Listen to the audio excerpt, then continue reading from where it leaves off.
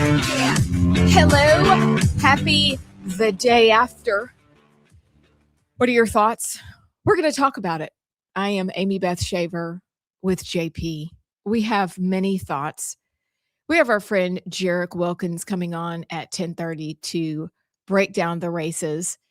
And JP has informed me that I'm going to be doing a car video on them. And so I will, because JP has mercy on his Gen X friend.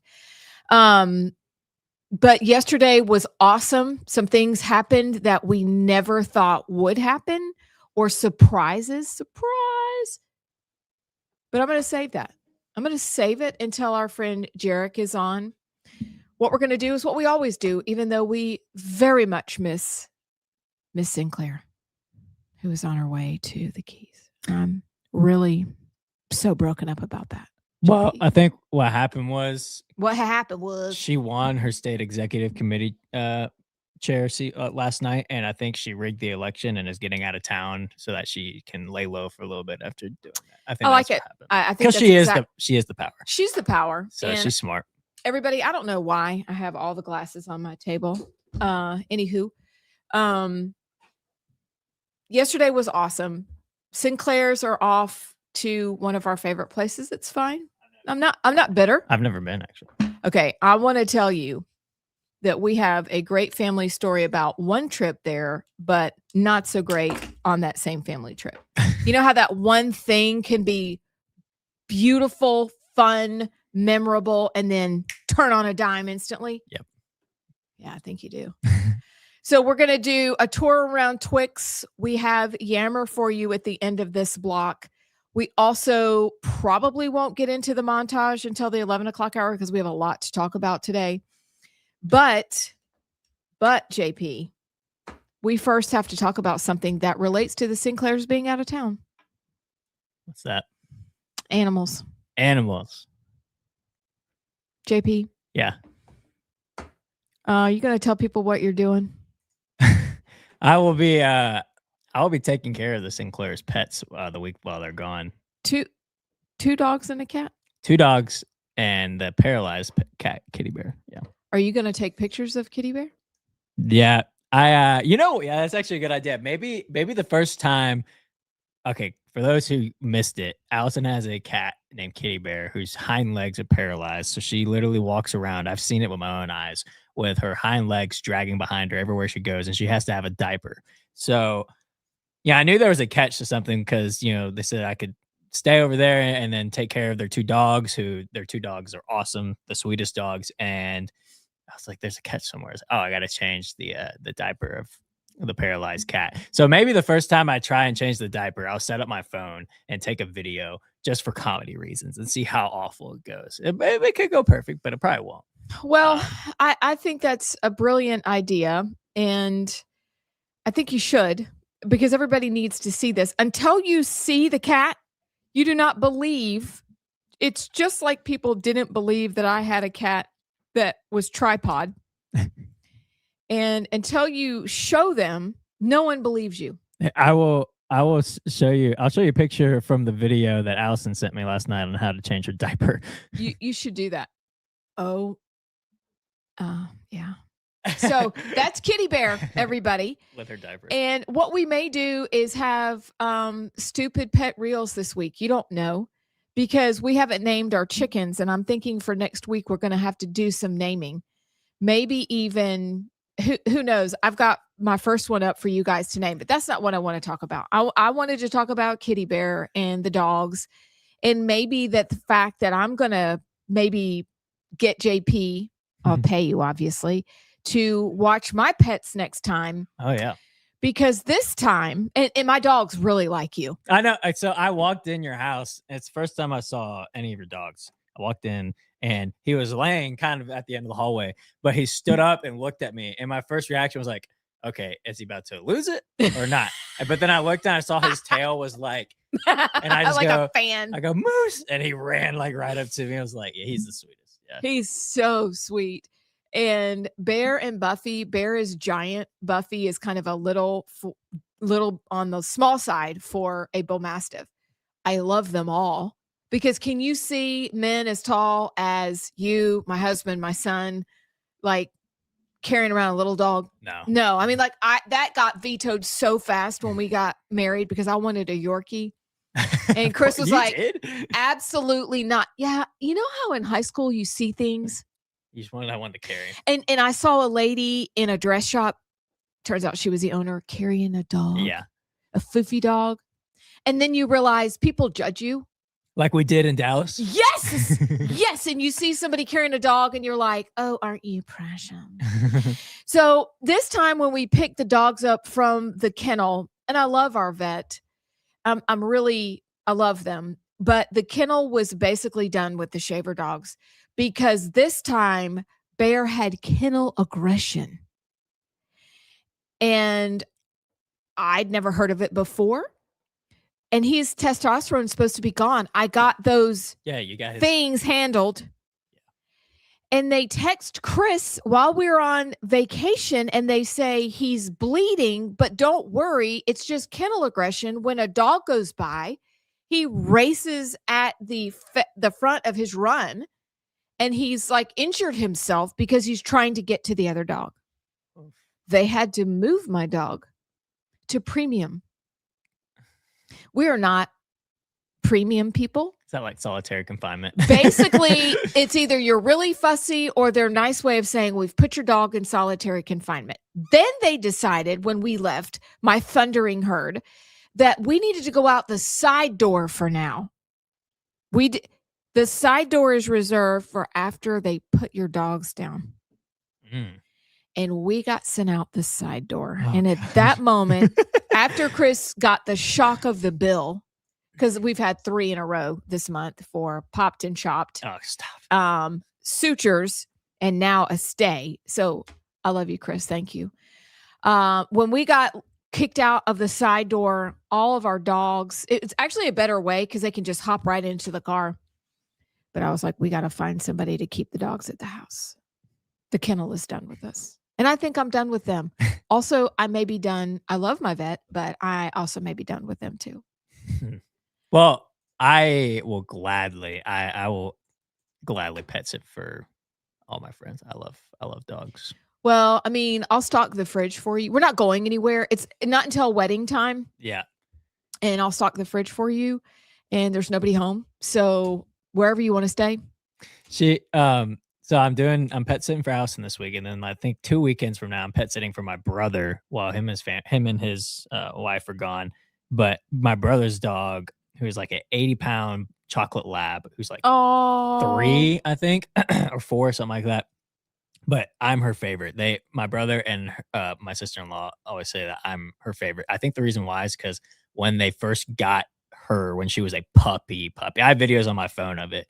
They had to leave to go somewhere immediately after. So I was her first ever pet sitter in that house. Aww. And so we got back. They were on my ride back from my cousin's wedding. We get in the driveway and I'm getting out, getting my things out of the truck. My brother opens the door and Miller comes running out. And she's kind of normal, excited to see Brian, my brother, and his wife. And then he goes, "Who's that?"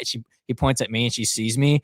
She gets a full sprint and leaps into my arms. And this is a big lab. Yeah, the big dogs never know they're big. So yeah, I love pet sitting for dogs. They're the best. Well, cats. I don't have any cats. I'll do it, but look, I have a straight up alley cat that used to be one of ours, but she decided to leave us for the great beyond. Oh. And maybe for a life of promiscuity. I don't know.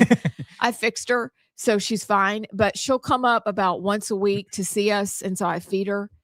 But we have no more cats. We decided we are done, and we are. Even though I'm a cat person, we're dogs from now on. We're straight up dogs. They are great. But after this weekend, after I heard you say what you're doing for the Sinclairs, I was like, oh, that might work out really well. Because you're a man and Bear really, Bear obeys me better. But it's because we're used to each other. Yeah. And he will really like you. He won't take advantage of it. He will not take advantage. And the coop will be secured by then. And so you won't have to worry about the chickens at all. You know? Because he like rams the coop to try to get into the chickens. He's a bro. Of course. He's a bro, and they move too fast for his liking, and so whatever. But okay, all right. So now that that's secured, I have the word of the day. Do you have the Gen Z word of the day? I do. And this one actually came off the top of my brain last night. Stop. Because I said it. I was playing video games with one of my friends, and I said it, and I go, ooh, that's a good one for tomorrow. Well, this word is going to be used in conversations that we have. And I'm going to use it's a term for showing an unselfish concern for the welfare of others. But this word also can be flipped on its head and used by hustlers in politics to pretend that they're this way. But they're not. Charlatan. Close. It starts with an A. Is it an adjective or a noun? It is. Wow, that is so specific. It's an adjective showing an listener land, friends, showing an unselfish concern for the welfare of others. Brad, do you know what this word is? Showing an unselfish concern for others. The community praised her blank decision to dedicate her weekends to volunteering at the local shelter. You said it starts with A? Starts with A. A lot of fakery with this word is being used right now in one area of our lives, maybe redistricting. People are trying to show this kind of concern for their districts that they may have. Well, they're lying about it, so I can't even say. Okay, so I'll say we got to guess on the Facebook live stream. Is it altruistic? Yes! Who guessed? Jennifer Ostrike on Facebook. All right, Jennifer. Jennifer's our winner of the day. And my dad Bravo. texted me too. Did he text you the word? He said altruistic. All right, you guys. And there's Brad. So we got 3 guesses right away of it. Okay. All right. Woo! It's already off to a good day. It was already going to be a good day, but it's already off to a great day. So, and more questions will come y'all's way today. So just be prepared. JP, what is the word of the day from you? So I'll give a definition off the top of my head since I came up with this one. It means to mess up or to make a mistake or to like fumble something. Like, I missed the 10:30 McDonald's breakfast drive-through. I totally blanked. Oh, I was going to say blanked. And it's another word that means something else. Oh, JP. So it's pretty What's specific. it start with? S. It is a slipped 4-letter word. S. 4-letter word. Slipped. So it can mean it in the present or the past tense too. I have no idea. Do you guys know what this word is? Probably not gonna get it. Charlie? He just texted. He said, no. He said boondoggle. No. Brad? No, I don't think anybody's. Was it Jennifer that just texted us? Yes. This one is ultra Gen Z specific. Ultra Gen Z. So I don't know. I can only think of a 4-letter word that's not a great word to use. Yeah, it's not that one. What is it? It means to sell. SELL.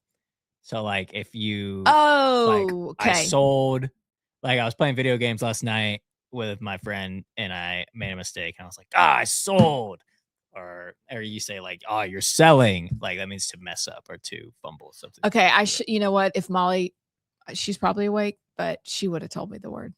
Okay, to sell. All right, now listen. So today we're gonna have to use those words in sentences. Okay, so you're saying if I missed the 10:30 breakfast at McDonald's, I sold. Yeah, you sold. And you know, some of the candidates yesterday really sold with their advertising or bad advertising or bad commercials or bad campaigning. They sold and they lost because of it. So yeah. That's good. I like it. All right. And then altruistic, guys, the way I'm thinking of this is probably the way maybe some of you are thinking, and it's going to be a story we talk about in the 11 o'clock hour. And it's the Terry Sewell's, the CBC attempting to, and I'm reading this from April Marie Fogel wrote about this yesterday, attempting to, and it's all over the socials, to extort the SEC, ACC, NCAA on redistricting issues. Ooh. They're pretending to be altruistic. It's good. They're not. It's not what they're doing. That's a good 11 o'clock hour discussion. It's in the montage. Can't wait. That's going to be really good. Hey, what do we have on the Twix? Oh, that's a good question. Well, okay, so here's the question. Do we want to Twix or do we want to quickly give our thoughts on just like quick thoughts on results last night before we preview Jarek? We could. It's up to you. Either way. Okay, if we give our quick thoughts. How about this? We list off the top surprise from last night, both of us. Okay. Are we going to say it at the same time? Yeah, we'll probably have the same answer. Wait. Maybe not. What's your answer? Mine is John Wall getting the most votes in the primary. I was expecting a runoff in the lieutenant governor's race, but I was expecting West to still be in the lead because the polling has had John still a bit behind, even though it was going to a runoff. But John flat out got the most votes. I think it was like 41 to 38 or something like that. So that was my biggest surprise from last night. My biggest surprise was John Wall. My second biggest surprise was Nate Carlson almost overtaking Jabbo Wagner. He ran a great race. We're going to partner with them at the end of the summer for some things. So we're excited about that. But okay, listen, guys, I'll be honest. I napped on the couch. I tried really hard to stay awake. The coverage may or may not have been a little boring. Okay, you said it. A little boring. And then I was like, you know what? I can't keep up with it all. So I just got on the state website this morning and I'm like, oh, what? So congrats to Wall and Allen. This is going to be a barn burner. I was so, that I did not know how the Allen Wall race was going to turn out. I didn't. And then the Nate Carlson, and then you heard me begin with it yesterday, but I wasn't strong enough on it. And I should have said, no, I really think this is going to happen. The Christina Werner McGinnis, Corey Hill also surprised me. Like I was happy because everybody was like, no, Jack Williams, who they're all great. But that was the one that I was pleasantly surprised. I was like, I should have said, no, I really think she's going to make the runoff. I think my second biggest surprise was how well Steve Marshall did, because I was expecting a Barry Jared runoff. And I think it's so close between Jared and Steve. I think they're doing a recount, or I don't think they've officially declared it's a runoff between Barry and Jared yet, even though it kind of looks that way now. But I was expecting Steve to kind of be in the 16 range, Jared early 20s, Barry around 30, in that area. And Barry did about what I expected, but I was not expecting Steve to. Maybe the redistricting stuff gave him a big bump. Maybe not. I think so. But I was surprised by that. And here's the other. Okay, we can do Twix after this, but this is one I had to talk about. You know who lost on the Democratic side last night? Yeah, I do. Who? Gwendolyn Gavan. She lost. She lost her seat. She lost. That was that surprised me. Who would have thought that going in the gallery and screaming like a crazy person and then going on Facebook Live and saying that Clarence Thomas was Uncle Tom, and she didn't know what plantation he came from or what ship he came in on. Who would have thought that would cost you your seat? It's kind of crazy. Isn't it funny? It's funny, but it also is ironic because even her own voting base was like, they were that's not working anymore. Yeah. Which thank God for the rise of social media, because so many people who might have voted one way before are now like, that's not working. It's ridiculous, actually. So it'll be interesting to see what happens with this whole NCAA issue. That's for the 11 o'clock hour. But I'm pleasantly surprised by how many people are like, no, thank you. Hard pass. Okay. Also, I'm sure we'll talk about it, and I'm pulling up Twix right now. Okay. I'm sure we'll talk about it with Jarek, but low turnout. We need to talk about. Oh, we got to talk about low turnout. It was like 25% on the Republican side, which is kind of crazy. Very low turnout. And how we fix that? That's the question. Yes, I have thoughts. All right, what do we have on the Twix, good sir?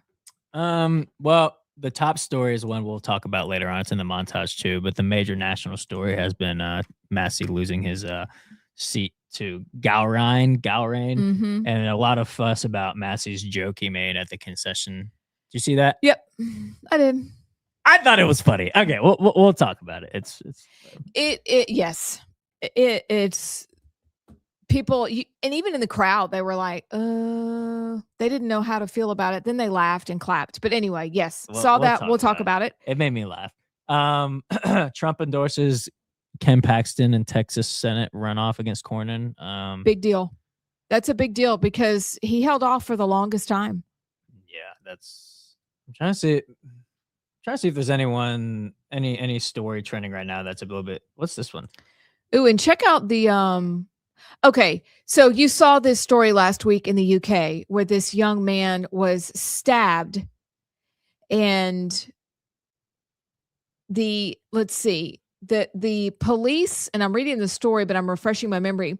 So they arrested and handcuffed the man collapsing before starting the first aid. And they were, Musk is saying, disgusting excuses for law enforcement, which is true. But it seems that the UK is really, unless they make some very quick turns back to the right, back to common sense, this is going to happen more and more because they are going after the bad guys and letting them free, and they are not helping the people who need it the most. I think of the rape gangs and the young girls.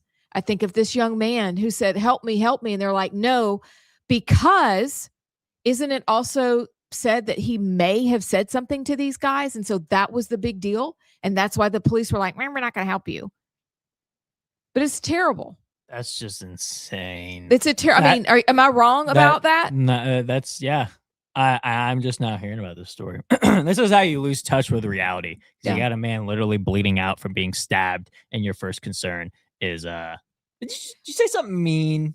Did you say something mean? And he'd been stabbed by Vikram Digwa. So Vikram claimed that he had been abused. It was right. They claimed that he said something mean to me and I stabbed him.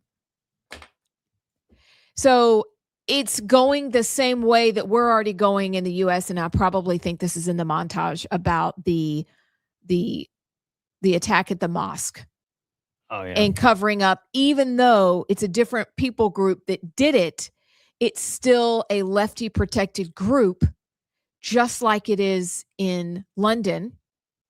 Though a different kind of group, there's still protected classes of people who can get away with whatever they want until those two classes bump up into each other. And we'll talk about that later. But this British story is unbelievable. And I'm very happy that Elon is stepping up and going to mount a defense and pay for whatever he needs. I know he's gone, but they're going to help try to make things right. But it's because the man who was stabbed the other guy, the perpetrator, said, well, he was mean to me. And because do you have a picture of the guy who did the stabbing? I do not. Okay, well, we'll save that. Anyway, that is a horrible story. Horrible. So I don't know what's going to happen in the UK. We went there not too long ago. I don't think I want to go back. I think I'm done. What do you think, JP? Yeah, on our Europe trip a couple of years ago, that was offered up to go to London. And I was like, I prefer not to get stabbed on my vacation. Thank you. Yeah. Thank you so much. Yeah. Thank you. All right. So, friends, we'll be back with our friend, Jarek Wilkins. We're going to break down the races. We would love to hear from you. Like, sound off on Facebook, on the socials. Let's have a conversation. And then after that, there's even more to come in the 11 o'clock hour. So don't go anywhere. We'll be right back.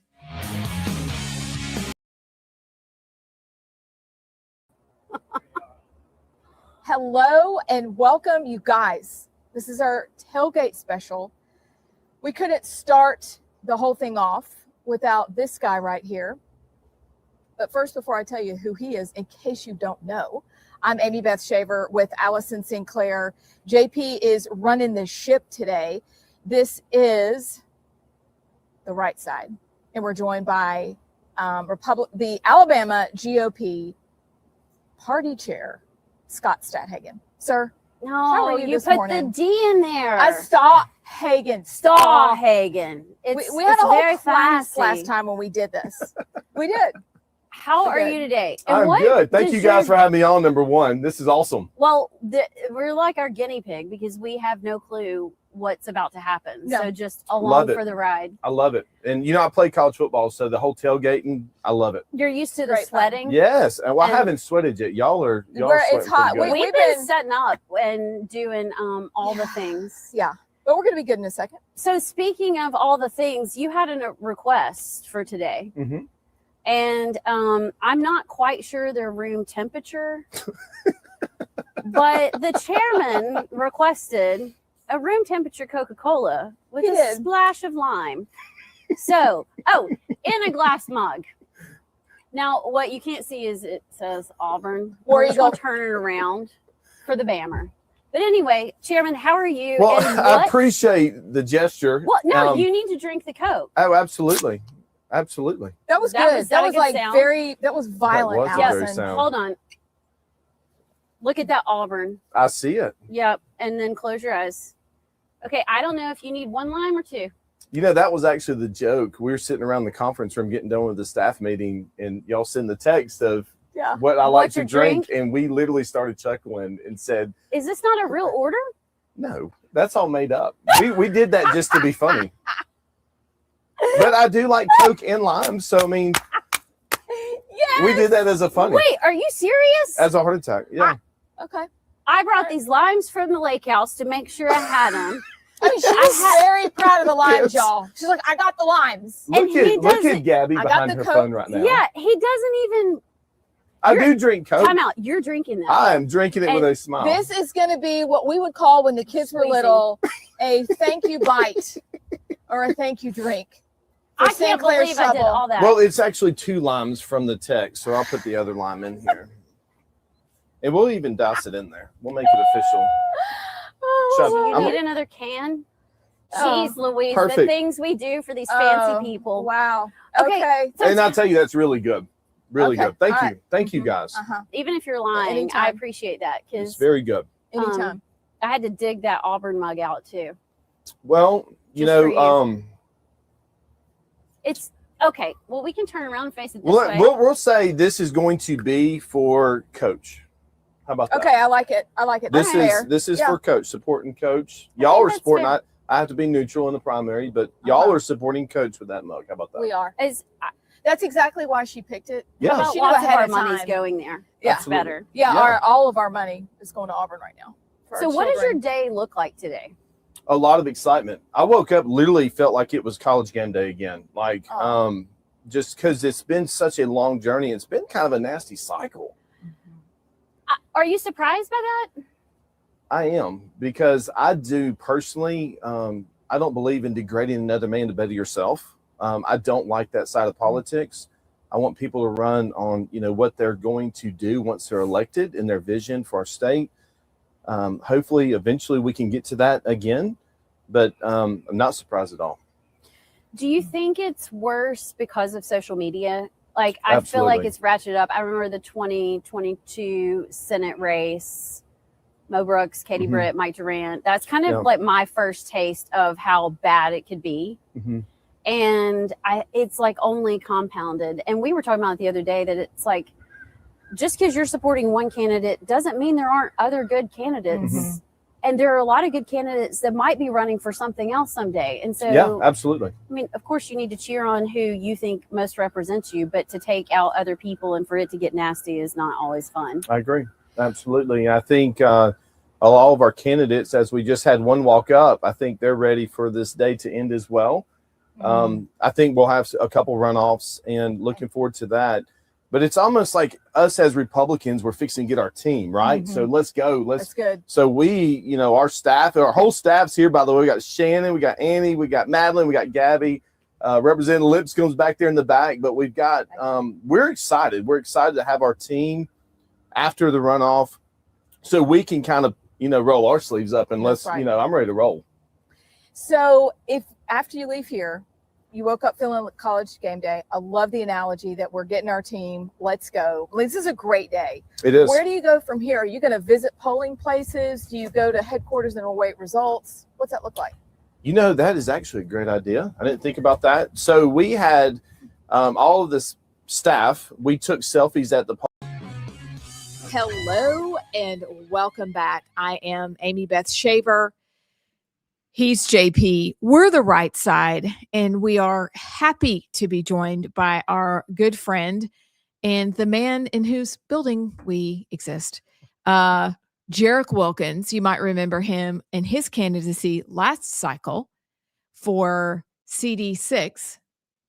But we're here now because who better to break down the races than with Jarek and JP, which JP, I saw some of your commentary last night. So there's so much to talk about. But if we could split screen and check out and just roll through the races to start off. And JP, you mentioned it, but what surprised you the most after last night? So I was happy to see the results come in, especially with the lieutenant governor's race was the most interesting one. With John Wall being really a newcomer to the political cycle. Granted, he's been in Alabama GOP. It's first time running for office. For him to come out with the lead in that was a surprise. And I think it just goes to show you that people are ready for political outsiders. They're getting tired of the career politicians. And we saw that in several other races as well. I think that's a great take. I may or may not have napped a little bit last night. I tried to stay up and then I was like, I'm going to bed. So then I woke up this morning and I'm yelling to Chris. I'm like, look at this. The Wall Allen race was a pleasant surprise because I really didn't know how it was going to go. And I didn't know because John was late getting in the race, but it worked. Yep. And so we'll see how this all goes.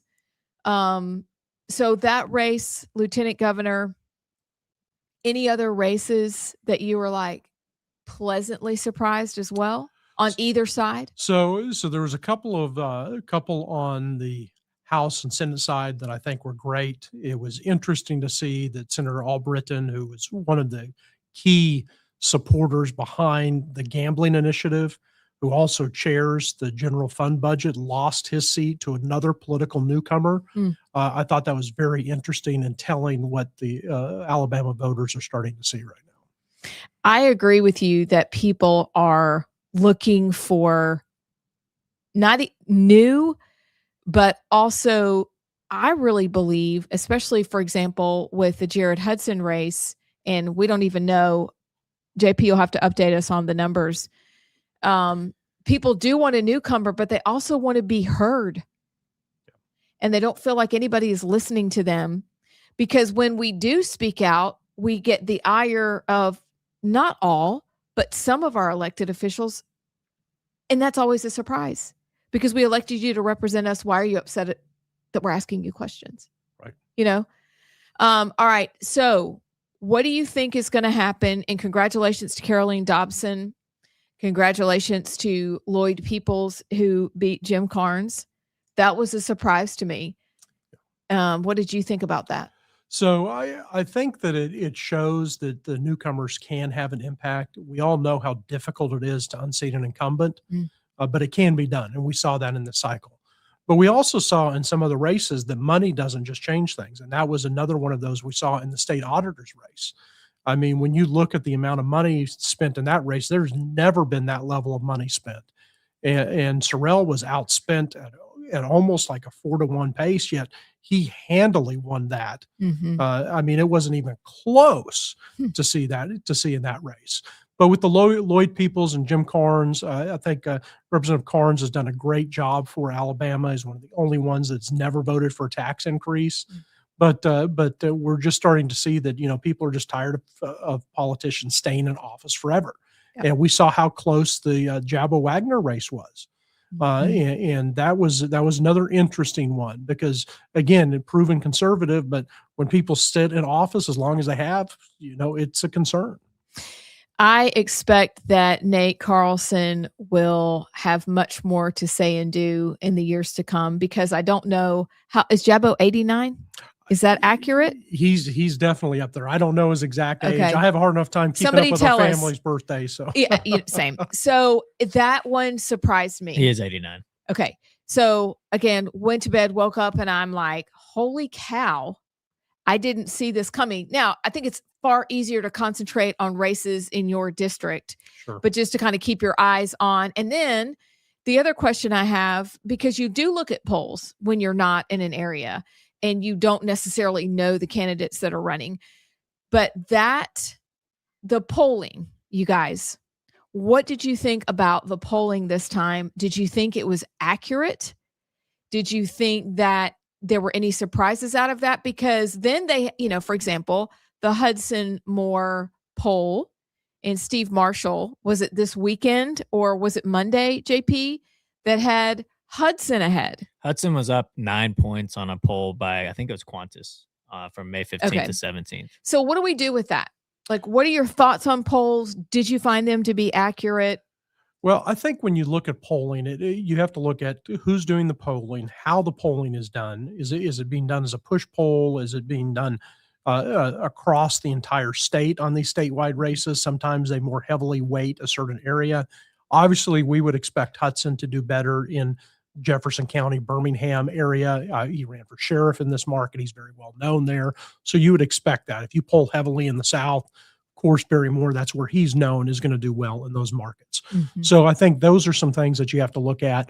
How is the polls done? Who's doing the polling? And what's the motive behind it? Mm-hmm. But at the end of the day, we still had 23% voter turnout.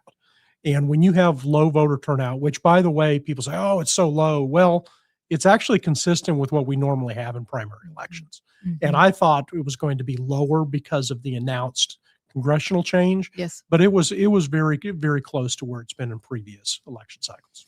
So what do we do about that? And I would love y'all's opinion on how do we increase voter turnout? Or is this what we're going to get from now on? It's a question that people have been talking about within the party, outside the party. How do you get people more engaged with this? I think one of the things that we have to do is we have to have more candidates running for these offices. When you look at the number of incumbents, that even in this cycles, we're still unchallenged, even in the primary.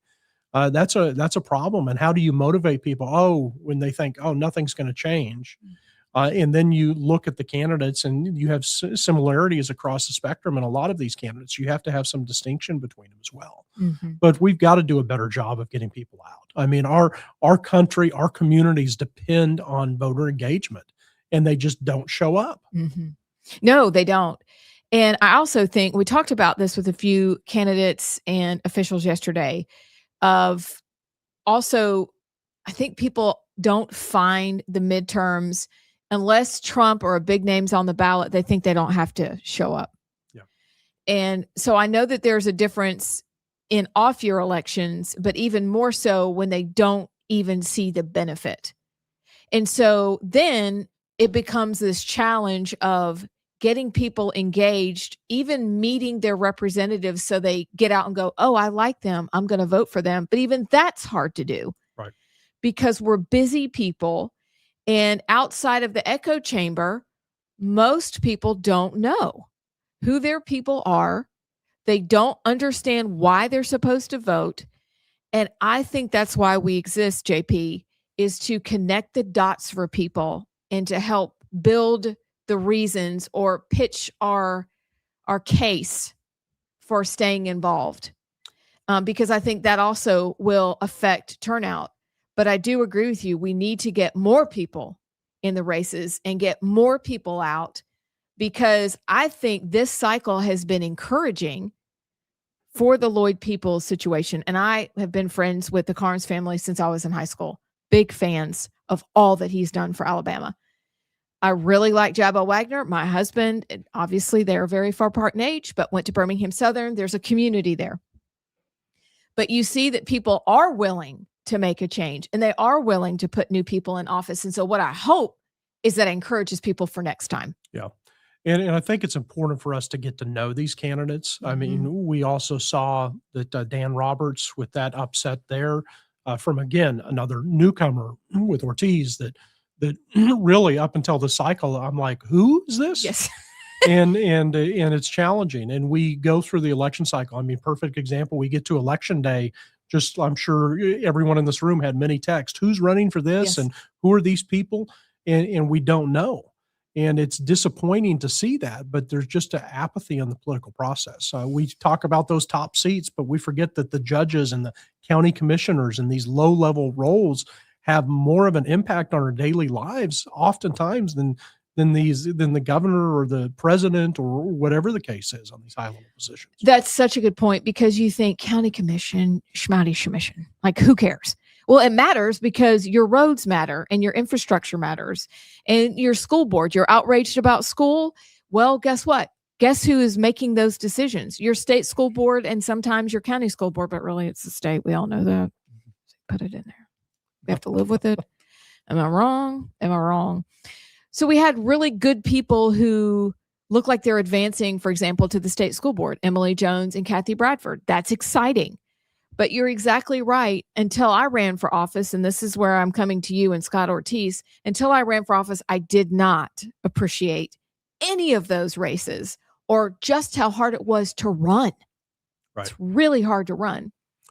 But I found the Scott Ortiz race interesting because he says he's going to only stay there for 2 terms.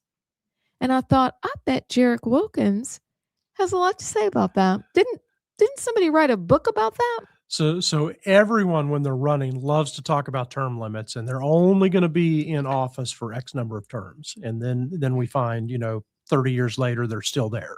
So it's a challenge. And there have been some that have followed through on that. I think notably in our state, down in Montgomery, Dick Brubaker, who ran for state senate, he only said he would be in there for 2 terms, and he actually did it. Yeah. And he had people trying to talk him into running a 3rd term.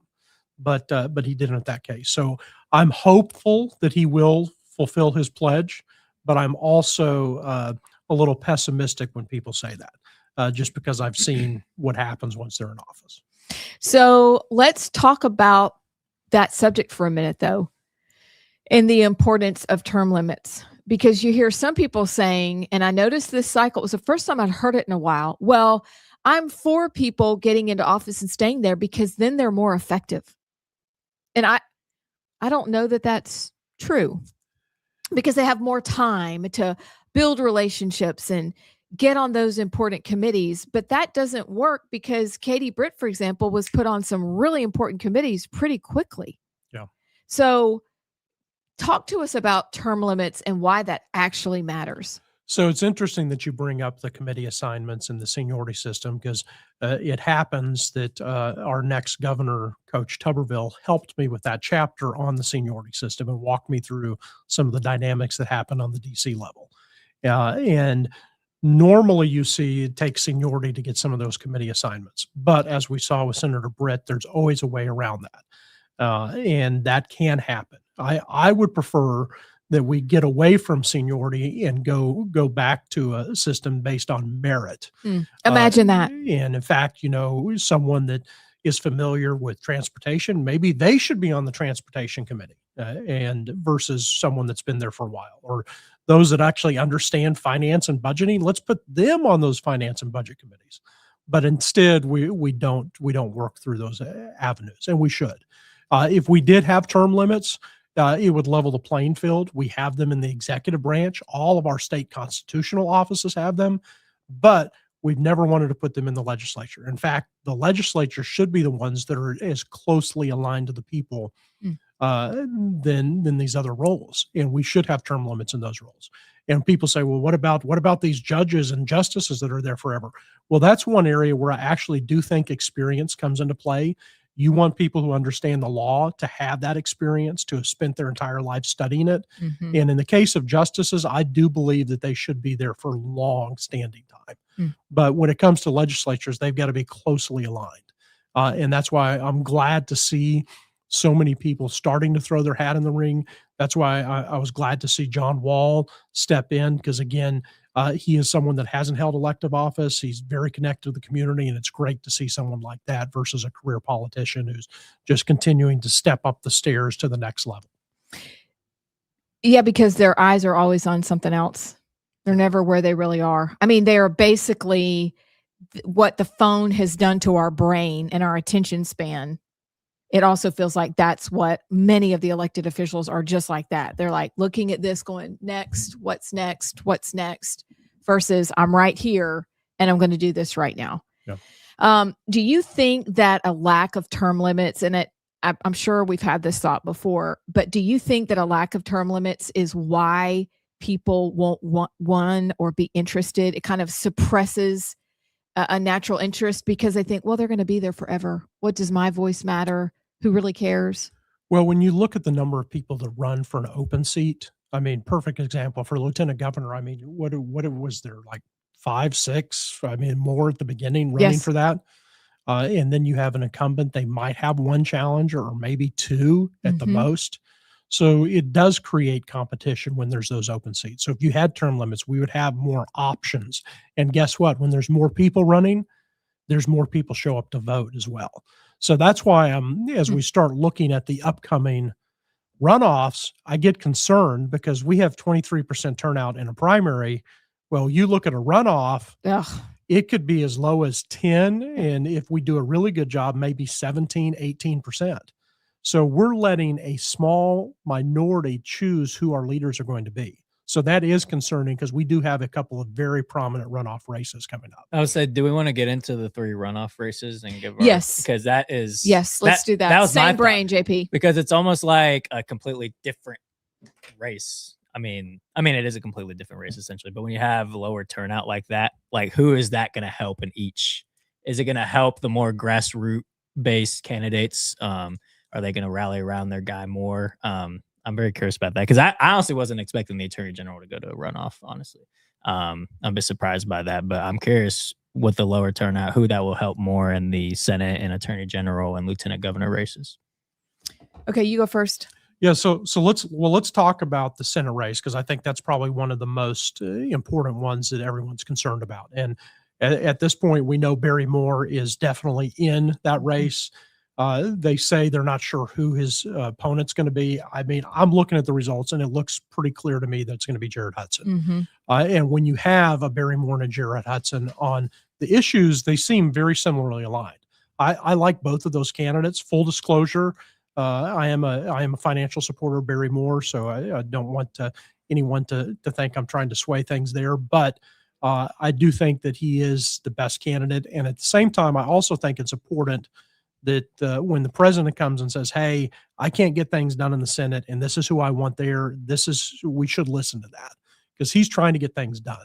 But I do think that Jared Hudson, because of his huge grassroots movement, does have an advantage because those people are more likely to get out the vote. And at the end of the day in a runoff, it comes down to that very important aspect. Who has the best get out the vote campaign in place? At that point, it's not as much about TV. It's not much about mass media.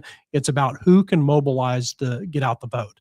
And they'll be working. Unfortunately, I'm going to warn you guys, get ready for a lot more text messages, a lot more mail, a lot more targeted focus, especially if you are known to vote in runoffs and primaries, because that's who they're going to be focusing their attention on. And it makes sense, right? You don't want to spend your money reaching the 85% that don't show up to vote, right? That's right. So it's going to get very annoying. So just be warned, viewers. Sorry, guys. I am curious because this race hasn't gone negative at all. I wonder if this race starts to get a little more spicy if it's a runoff. I don't think it will with these candidates because I do think they both, from everything I've seen and know of them, I've had the opportunity to talk with both of them at length, and I do think they're both very integrity-based candidates. But I do think, and again, like I said, full disclosure, I do think Barry Moore does have an advantage with the Trump endorsement. He's got additional funding in place, and that will help with the get out the vote. Yeah. And I think that that's important for this campaign. But again, like I said, people like that political outsider, and then that does show an advantage to Jared Hudson. I think for a Senate role, I do like to have a little bit of experience in DC. I've spent some time there when I ran for Congress, and I saw how hard it is to cut through some of the bureaucracy, some of the entrenchment that's there. And I do think that Barry Moore will be better positioned to represent Alabama because he has spent a little bit of time there, not a lot. I mean, a lot of people try to label him as a career politician, and I would not say that is the case at all. What positions did he serve in Alabama before he went to DC? He was in the state legislature for a while as well. And again, the state legislature, it's a nice role because you're able to stay in your full-time business role. They meet a couple of times a year, which again, that's ideally how the legislature was originally met. Congress didn't stay in session as long as it does today. Right. It's supposed to pass a few laws, and now we don't want them to pass too many laws, right? Because it ends up causing more problems. I mean, it's like, look busy, Jesus is coming. And we're like, no, he is coming at some point, but could you please just stop with all the laws because they're terrible. We need people who are also willing to go, no, I'm not going to go along with that. All right. So that's an interesting race. I think all eyes are on that. But we also have lieutenant governor and attorney general. What are our thoughts on this, you guys?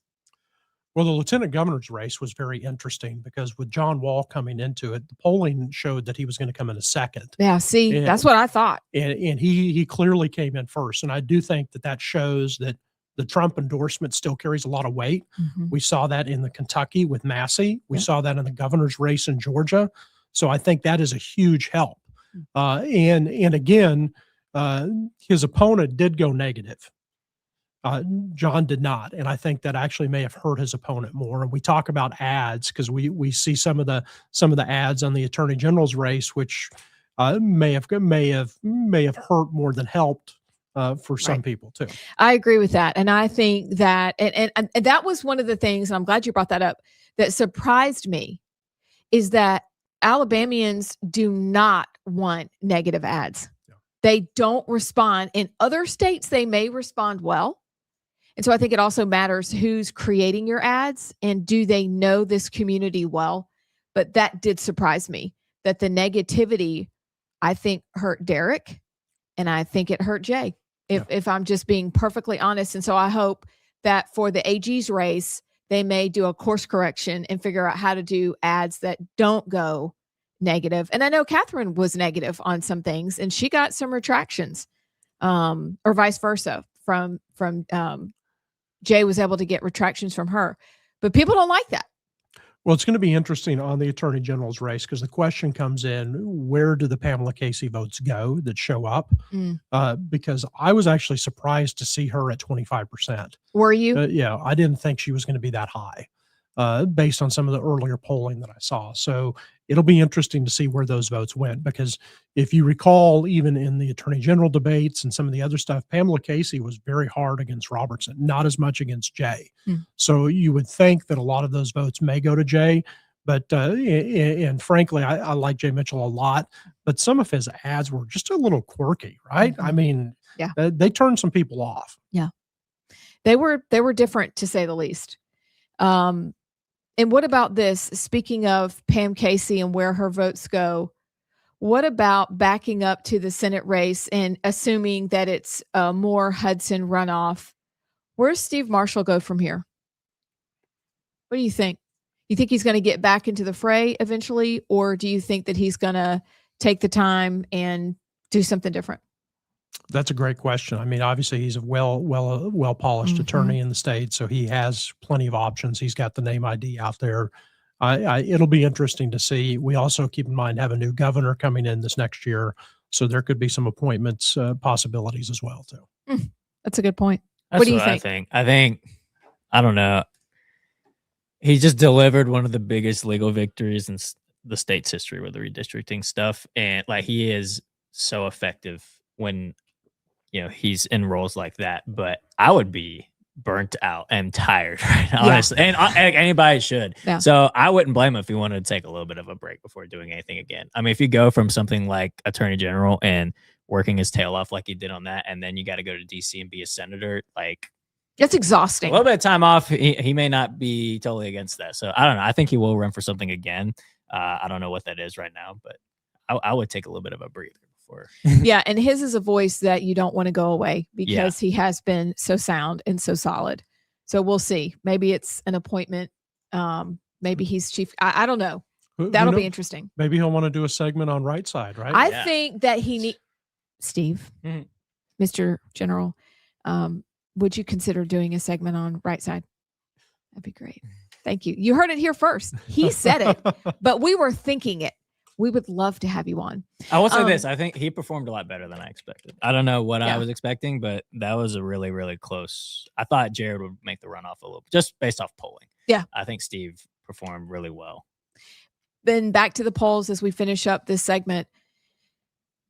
Polling was all over the place, and waking up to the state's scores, I was pleasantly surprised. It was a little more active than I thought it was going to be. I agree with you. Trump's endorsement still matters, even though people try to say it doesn't. It matters, but also our voices matter, and we're open to what's new. And I think that's a good thing. Right. I think that's a good thing. Yeah, there's no question. And I think when you look at the Trump endorsements, you have to look outside of Alabama as well.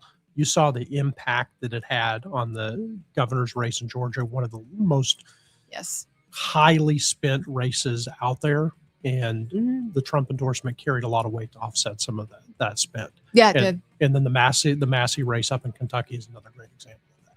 Really good. Thank you for coming on. We appreciate your wisdom. Absolutely. Always happy to come up anytime and spend some time with you guys and chat politics. So. Well, we'll have you back soon, please.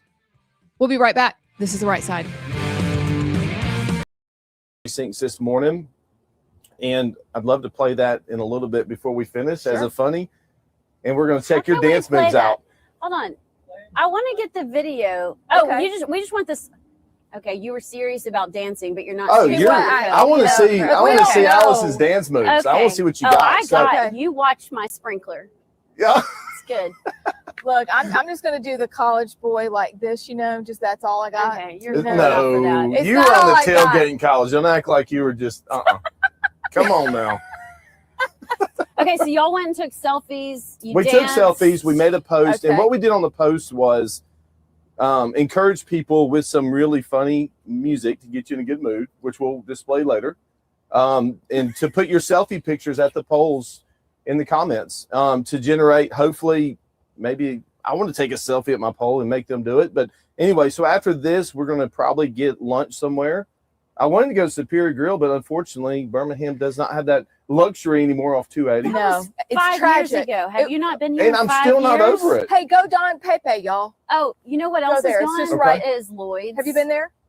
Okay. You'd Lloyd's, like it. Do you remember Lloyd's? I do not. Lloyd's is gone too. It's kind of It's sad. a tragedy. I mean, The really. state's covering me right now. Yeah, I think we need to find It's kind some of a. zip ties. Is there like a symbolic photo for him? I like like it waving in the great background. chair. It's Like, I kind mean, of I think symbolic. It's great. Yeah, it's It's like symbolic. So we'll go back to headquarters. okay. I'm already getting crazy texts about certain things that are taking place throughout the state at different precincts. They're not allowing me to hold my sign outside and all that good stuff. So we're going to be there helping Republican voters with any questions and concerns they have. And then of course tonight we're going to be cheering on our team. Hopefully we get some candidates, and we're just going to start. I feel like a coach, and my dry erase board's up there, and I'm just filling in the positions, right? So Yeah. I'm ready to roll. Well, so for people, if you're watching and you want to take a sign, what are the rules for signage at polls? It's 30 foot from the Okay. door, so you have to. And I was aware today. Someone told me that they were told private property can't have any signs. So I'm looking into that right I now. heard that yesterday. I am not and- digging that. Yeah. Yeah. And the state just slapped me in the face when I said that. So I don't They know if did. that was appropriate We're or not. going to get the state to calm down in a minute. Talk about, though, one thing, it is amazing. Even some of my best friends, love y'all, have no clue how important the primary election is Yes. in Mhm. Alabama, especially in the state of Alabama. Talk about why people need to get out and vote today. I mean, general election, yes, but like today is the day. Oh, And absolutely. why? 100%. So let's take it a step further.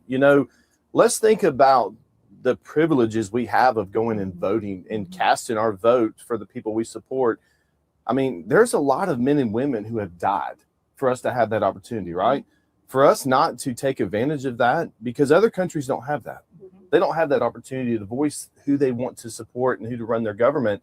So I think, number one, that's why you should show up. There's been blood shed for you to have this opportunity. And also, number two, that sounded like a Jared Hudson line.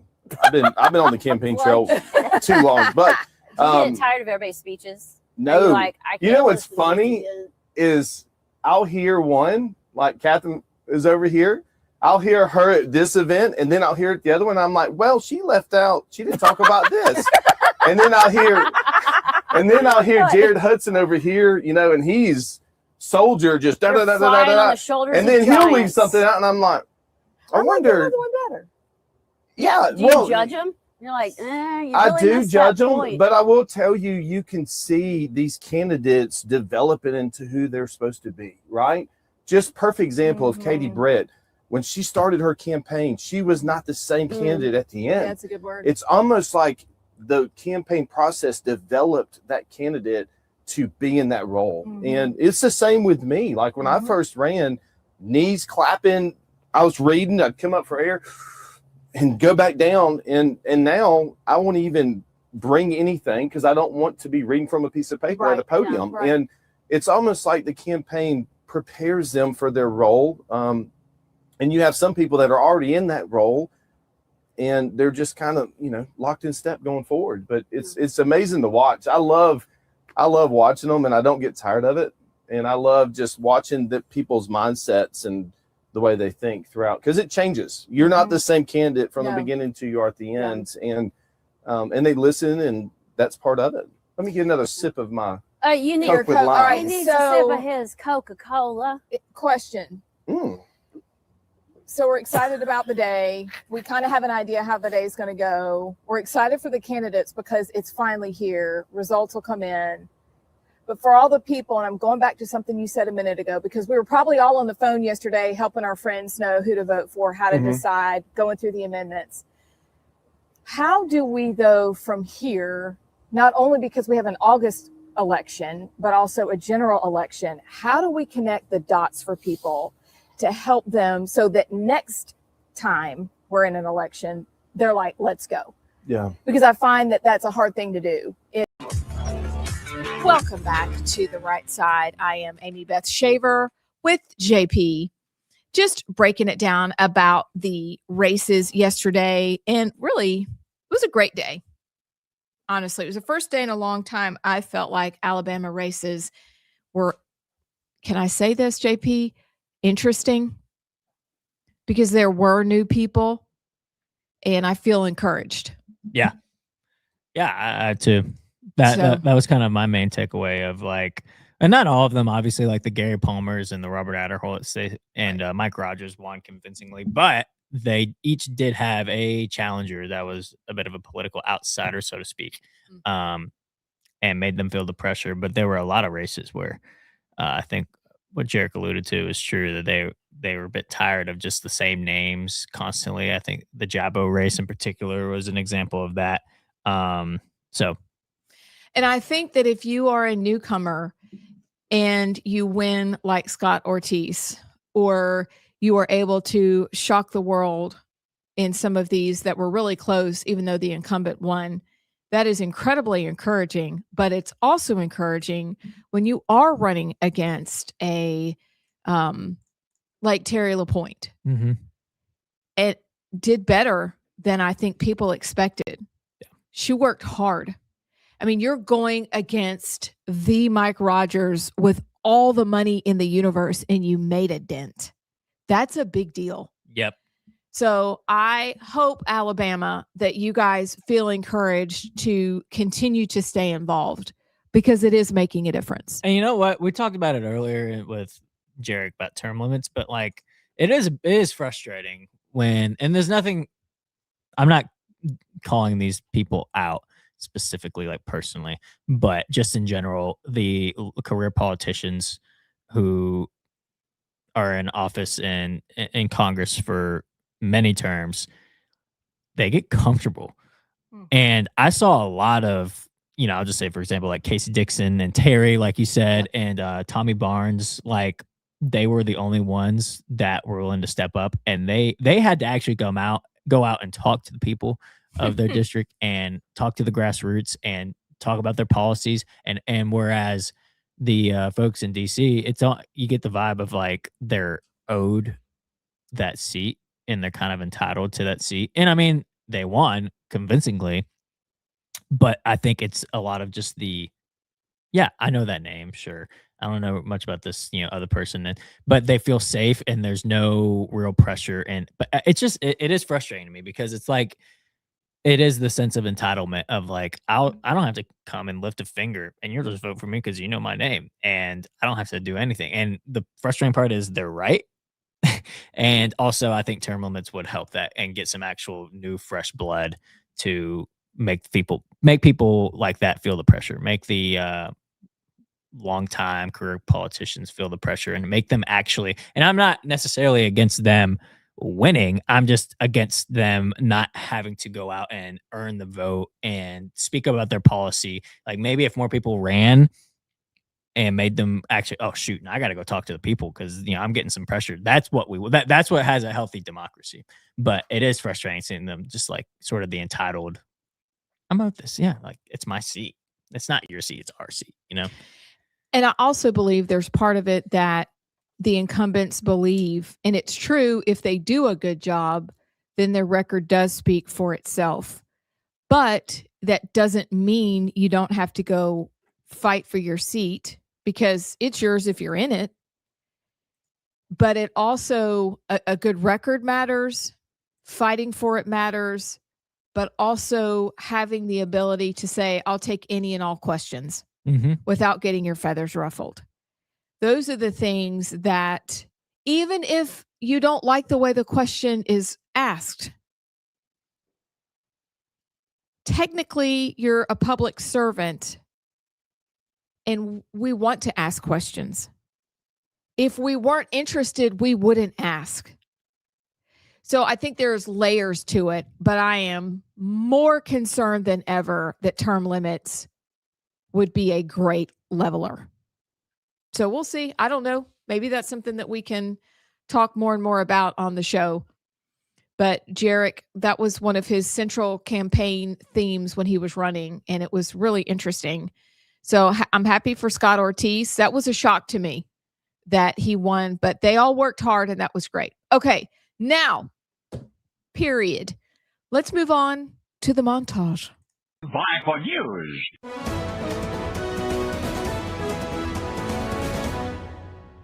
Another high-profile race still up in the air tonight. The GOP's nominee for the U.S. Senate seat, Tommy Tuberville, left vacant. Representative Barry Moore and Attorney General Steve Marshall are grabbing the top spots currently tonight. And that one looks like it will definitely head to a runoff at this point. Where the AP projects Thomas Massie just lost. The results will tell us a lot about where voters feel about Trump and a lot about Democrats as well. I cannot help but think of the words of our 40th president, Ronald Reagan. He famously said, "The 9 most terrifying words in the English language are I'm from the government and I'm here to help." It's a good quote, but I disagree. I think 9 more terrifying words are actually, I worked all day and can't feed my family. What you will not hear from us today is the names of these 2 suspects. Today is about our victims and our community coming back together again. NAACP this morning, in solidarity with the CBC, we are calling on athletes who are coming out of high school not to attend any state-funded schools of states that have moved to minimize our right to vote, to minimize our ability to elect candidates of our choice, and states that are seeking to create a sharecropping reality. Okay. I'm going to save it for 11:30. JP and I have thoughts. Just stay tuned. I bet you have thoughts too. So I hope you will chime in and let us know what you think. JP, You've been waiting to talk about this, so we'll do this first. The Thomas Massey situation. Yeah. I noticed that you were making comments on it last night, and you and the guys were active. So give me your thoughts. Well, there's been a lot of talk, like the main takeaway from the race is it, man, Trump just has such a big pull with the Republican Party, and you go against Trump, you're gonna lose. That's kind of been the main talking point I've seen from mainstream media and a lot of influencers on the right past or post, this defeat of Massey. I actually think it's a different route, and I may be called names or I may be labeled certain things for going this route, but it is true. I think the main takeaway from this race is that you can be the most conservative, you can be the most principled, you can be the most true to your district congressional member in the entire Congress, which Massey was. I would say for sure Massey was the most conservative member of Congress. And you know what? You can even go against the president on the omnibus spending bill of COVID. If you remember in 2020 when Massey made a stand to not pass, I think, $7 trillion COVID spending package. You can do that. You can piss Trump off with that. He'll say mean tweets about you. He'll call you all these, he'll call you a grandstander, but he'll still endorse you 2 years later like he did in 2022. You can make other stands, like maybe not vote for Mike Johnson, not vote for the big, beautiful bill, all the things, and you can piss Trump off. But ultimately, he's not going to make a stand about that. The things that made Massey lose were being vocal about the Epstein files being released and against the war in Iran, and being so open about AIPAC and that each member of Congress has an AIPAC handler. He went on Tucker and said that, I think, 2024. Those were the three things that really got Massey ousted.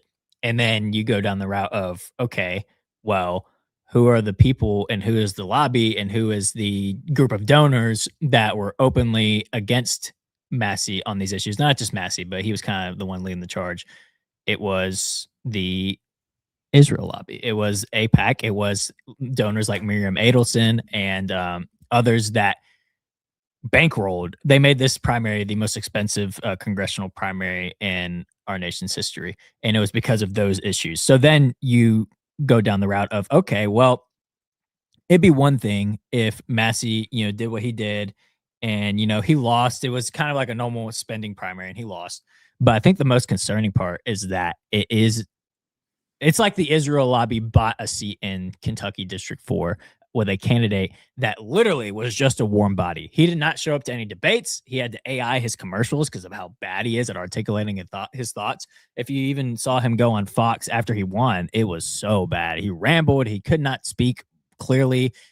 He literally just showed up and let the money do the speaking for him and just kind of walked into Congress because of all the smears and lies about Massey from these donors like Miriam Adelson and others.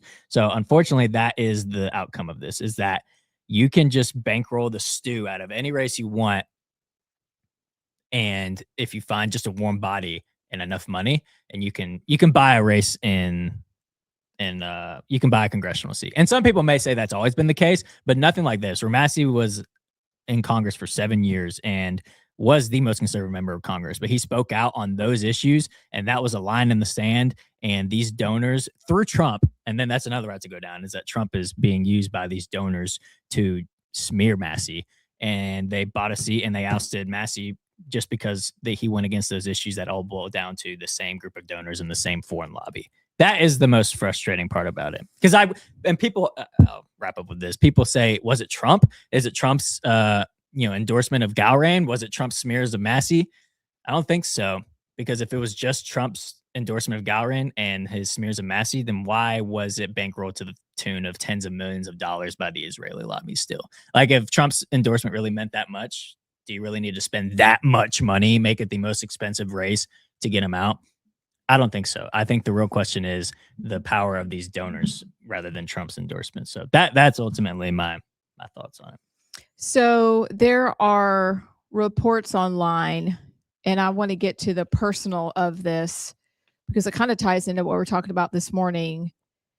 But I want to ask this question because I had to go looking for it, and I found this interesting that in 2024, Massey received contributions from Massimo Pack and donations from Joe Kiani, an Iranian-born American billionaire and major Democratic donor.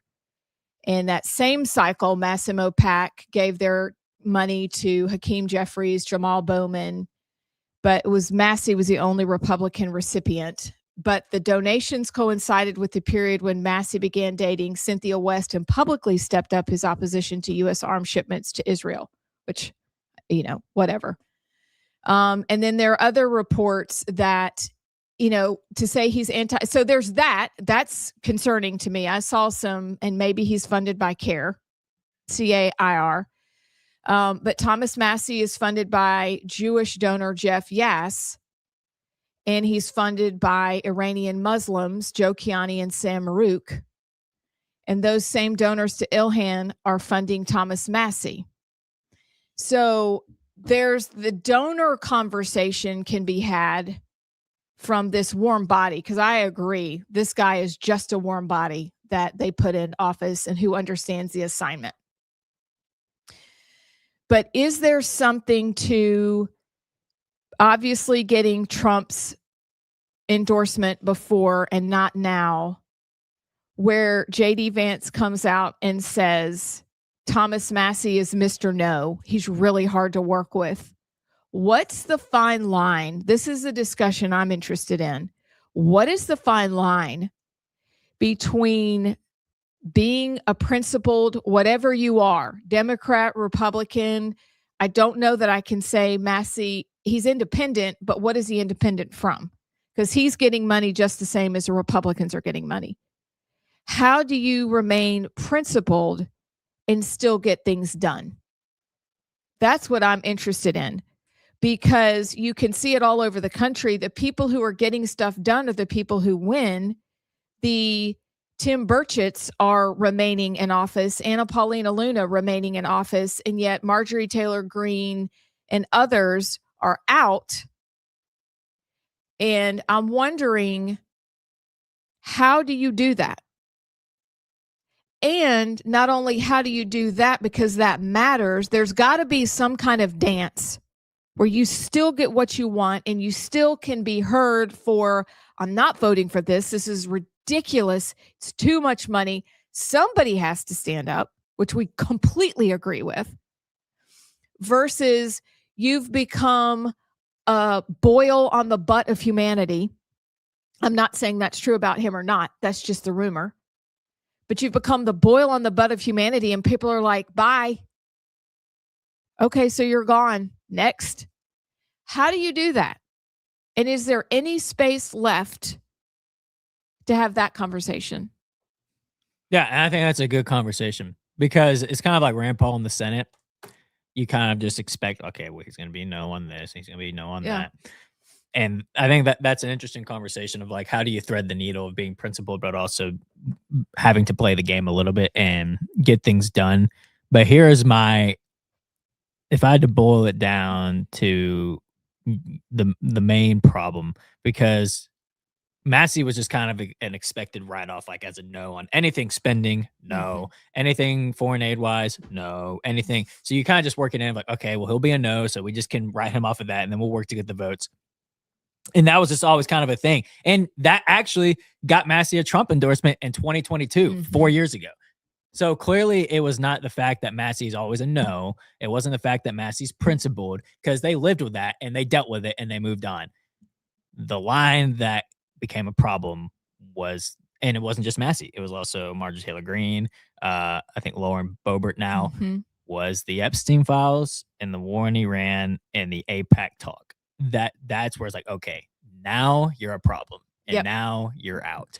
So that's the question of like, if what tree you bark up gets you ousted. So that's been my main retort of like, well, Massey being a no was not a problem for 7 years. That got him a Trump endorsement. It was those trees him and Marjorie Taylor Greene barked up that got them ousted. And that is the real problem, in my opinion, of like, okay, so now we've clearly found an area you can't go down.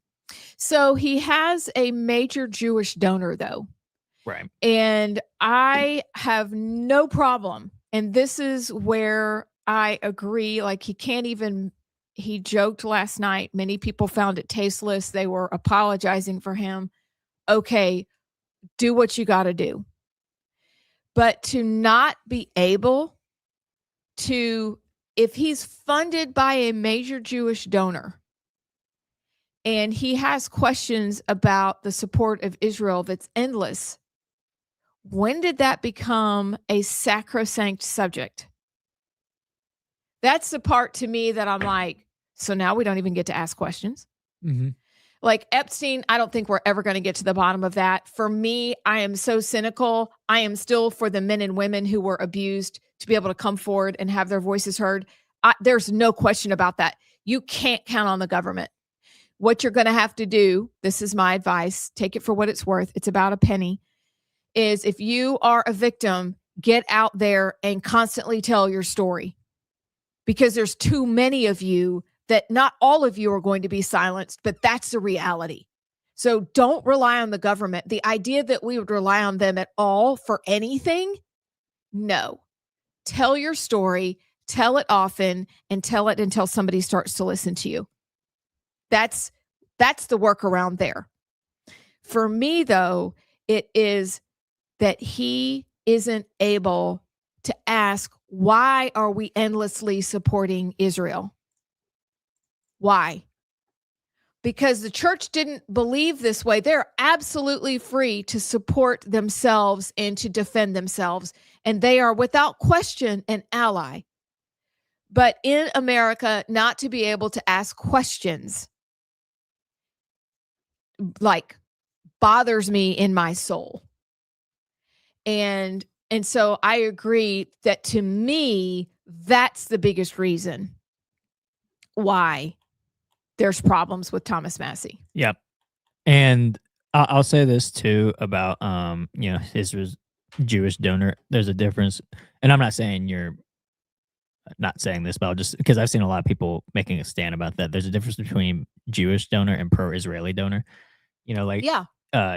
Jewish people aren't a monolith. Like, there's several. Wait a minute. Are you saying that just because you're Jewish, or just because you're black, or just because you're a white person, like, you don't just vote with one block of people? That's right. Yeah. That's a shock. Like, wow. There's a lot of, some of the loudest anti-state of, or in terms of like the government of Israel voices out there are Jewish people. So there's a distinction to be made of questioning the state of Israel and, the Jewish race and the Jew, there's a separation there. I will say this too. I'll add this to one of the main takeaways from this race. I want you to look at this result from Kentucky District 4. This is breaking down of the age groups for this race. And keep in mind, Gowring won. And if you go, Massey won in terms of the Gen Z crowd, the millennial crowd, and the Gen X crowd. And then he still even won the 45 to 64 crowd. The part that Gowring won, the only age group that Gowring won was 65 plus. And it's almost an inverse. Yeah. And that won him the race. And that is just shocking. And now obviously the argument will be, well, that group just showed up to vote more. The boomers vote more than the younger people, which is true. But that also is the demographic age group of like Fox News watchers and mainstream media watchers in general. The people that will live and die by Trump's endorsements, like that group of people, that is the group that decided the race in Kentucky. And if you look, literally every other age group below it of eligible voters was pro-Massey.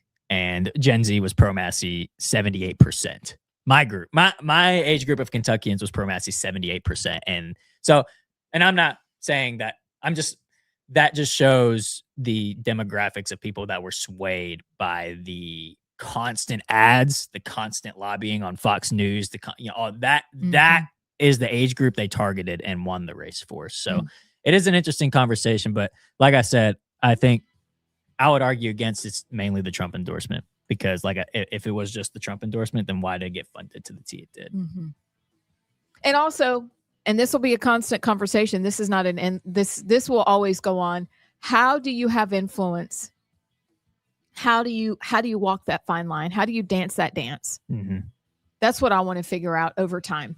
And that'll take a while to do. Anyway, interesting. It's a very interesting race.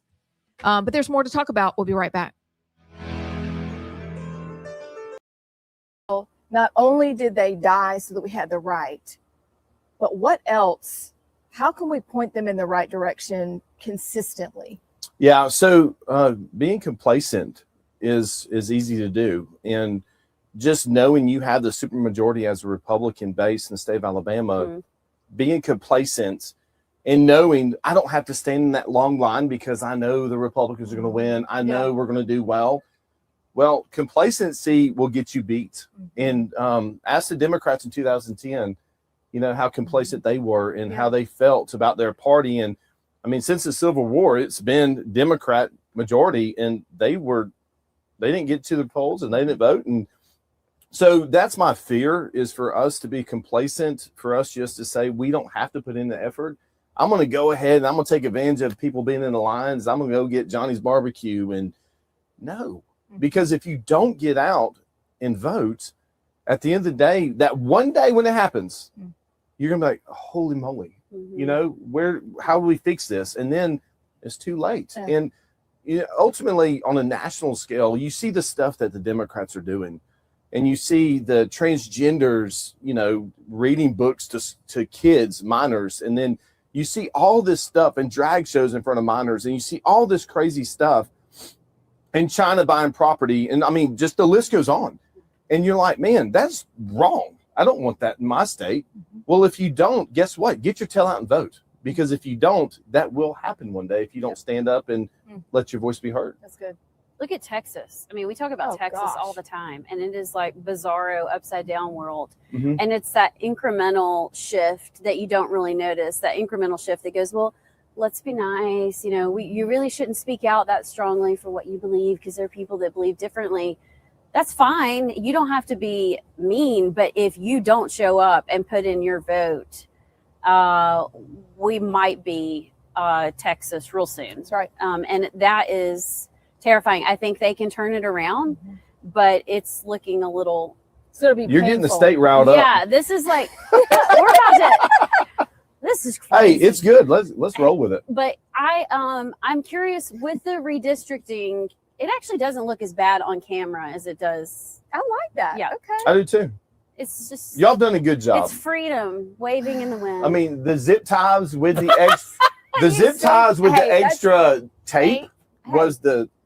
That's a piece de resistance right there. Y'all don't Sinclair's understand. set decor is always good. Look, like she's bringing the heat. To tell that because they can't see it. But well, now they can't. But she did it. You should get credit. You did it, girl. It's. I'll tell you. Here, this is mint right here. Hey, the state is covering us with support. So all right, I will give you another example. I spoke a year ago to a bunch of pastors, and was that funny or is the flag funny? That's a flag. I'm sorry. So anyway, I was speaking to pastors, ALCAP, and we were talking about our society, and I brought up to the fact of the boys having to worry about girls having to worry about boys playing in athletics, and and I said, let's go back 4 decades ago, and you tell me what the preachers of the state of Alabama would have been doing at that time, right? That's good. 4 decades ago, oh my goodness, they would have been on the rooftops, but now people are quiet. They're scared to say something. When I passed my transgender bill, a lady came up to me and whispered in my ear, "Thank you so much for passing that bill. That was great." And I said, "Why are we whispering? Like, we're actually in our church. Why are we whispering?" That's right. Oh, that was in church. After church. But the problem is the whispers and the being quiet and not standing up for what's wrong has got us to this point in our society. And it's time to let our voices be heard. Now, if you are that person who don't feel comfortable letting your voice be heard, let it be heard at the ballot box. That's good. That's good. Boy, you're in the right position, aren't you? Hey, I tell you, God has a funny way of positioning you. And when I was House Majority Leader, I never thought of a million years I would ever want to do this. Really? Never crossed my mind. Really? Mm-mm. Well, then what was the pivot? Well, John announced for lieutenant governor, and then a couple people called and they were complaining about certain things. And I said, well, this is how I would have handled that situation. This is how the party needs to handle this situation. And they said, yeah, that sounds good. Why don't you do it? And I was like, no, I'm good. I'm happy where I'm at. And it's funny because when you lay in bed,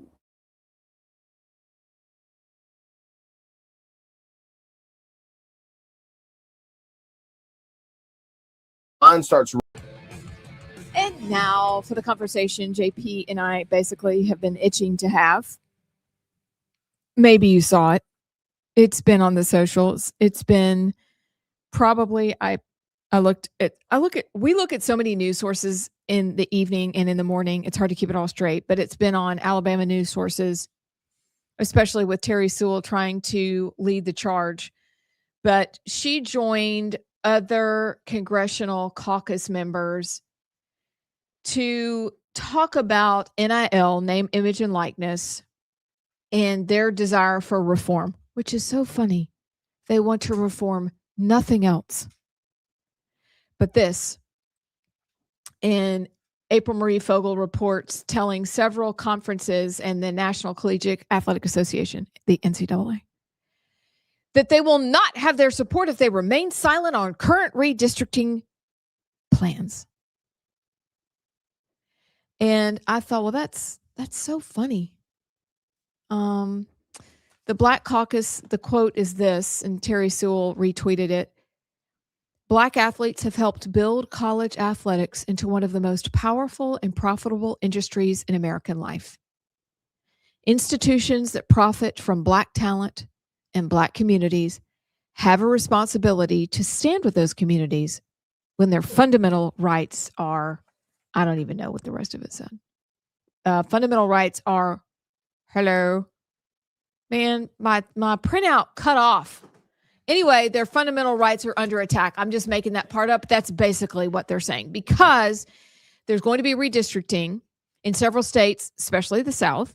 That's already happened. Alabama is still thinking it's 6-1, perhaps 7-0, but they are suggesting to people who harnessed their talent, got themselves a college scholarship and an opportunity to play in college based off of their hard work, to not do what they earned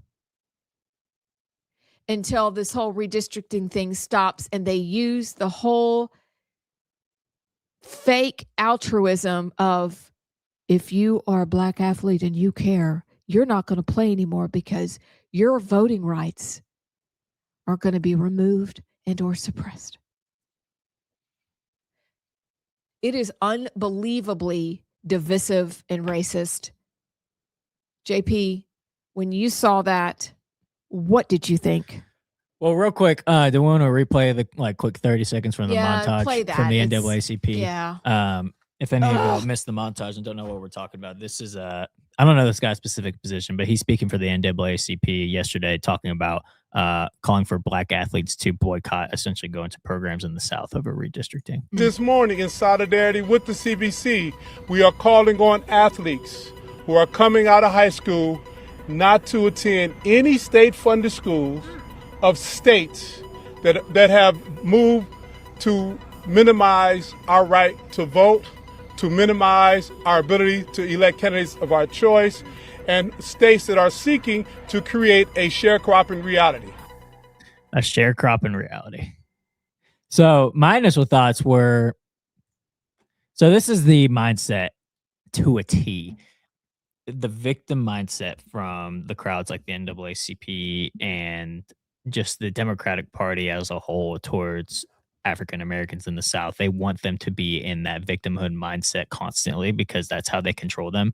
And that's how you keep them under your control. Because if you constantly say the other side is trying to take your rights, but I am for you, and I want you to. I'm going to help break the chains for you against those evil white Republicans in the South. You need me. You need our party, and that's how they keep them under their control. And really, they're doing the exact opposite. They're keeping them from continuing to excel, because if they excel, then they don't need the Democratic Party anymore. If they're on, which they truly have been on an equal playing ground, you could actually argue that they've been on a little bit higher of a playing ground with the racially gerrymandered maps that we've had. But if the African Americans in the South have the mindset that they're not victims and they're on an equal playing ground and nobody is out against them, then they lose all the control over the African American vote in not just the South, but nationwide. But think about it. If you want African American kids to really thrive and to reach their dreams of being in the NFL, being in the NBA,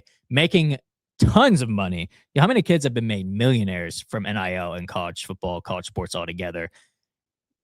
If you don't want them to go to the SEC and go to these schools, you're doing nothing but asking these kids to shoot themselves in the foot. Over what? Over claiming that you're being disenfranchised and you're having your rights taken away when you're not.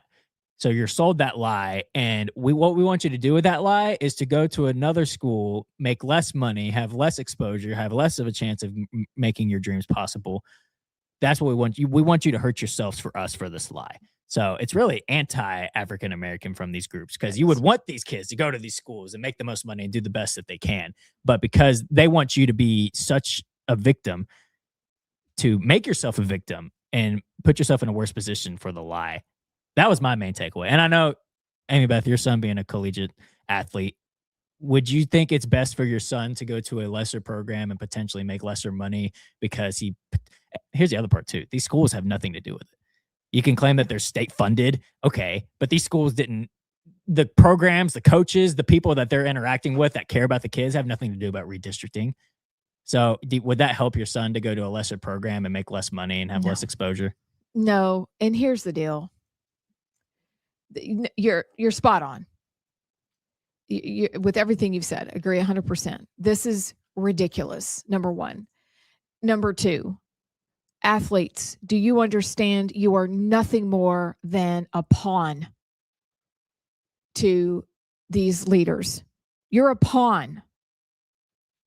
And as JP said, they're asking you to dim your light and your success to magnify their, I'm going to say it, ownership of you, which doesn't exist unless you surrender ownership to them.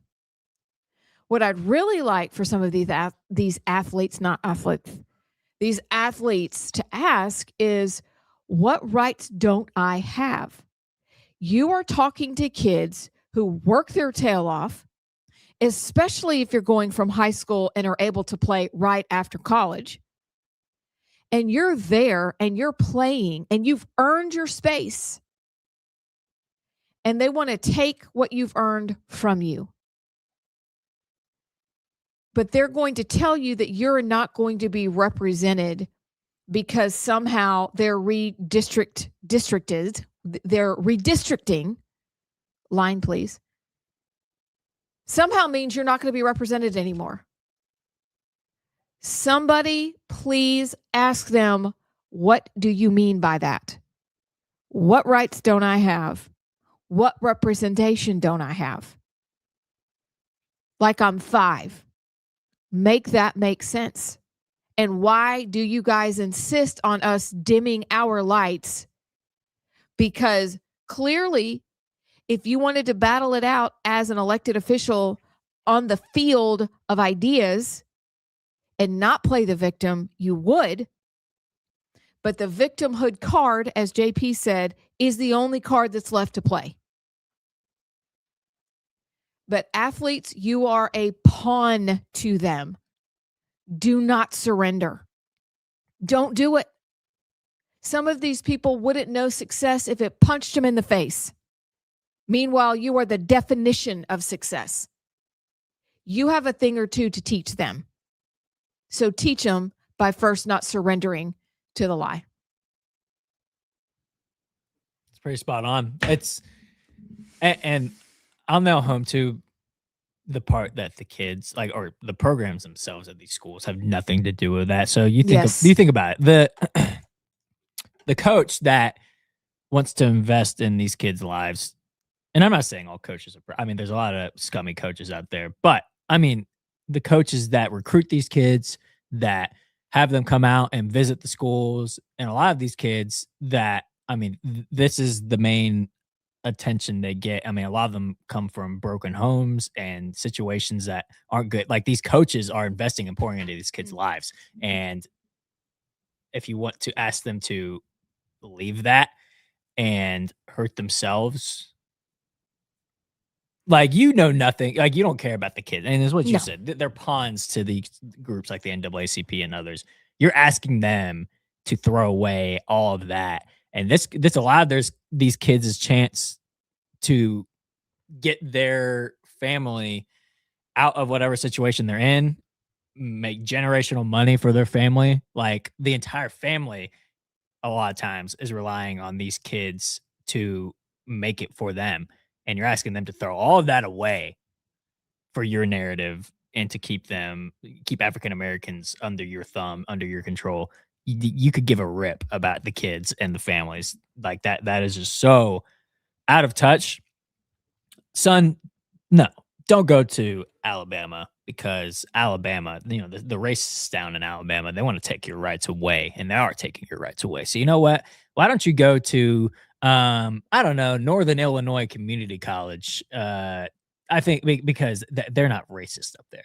Like, that's essentially, leave all the SEC money behind, leave all the exposure from Bama or SEC in general, Auburn, Georgia, whatever, over this lie. Yeah, it's outrageous, because think about this. Like, it's just shazamming me right now that you are telling parents whose child needs the scholarship money. Now, look, we can argue if college is even of value anymore.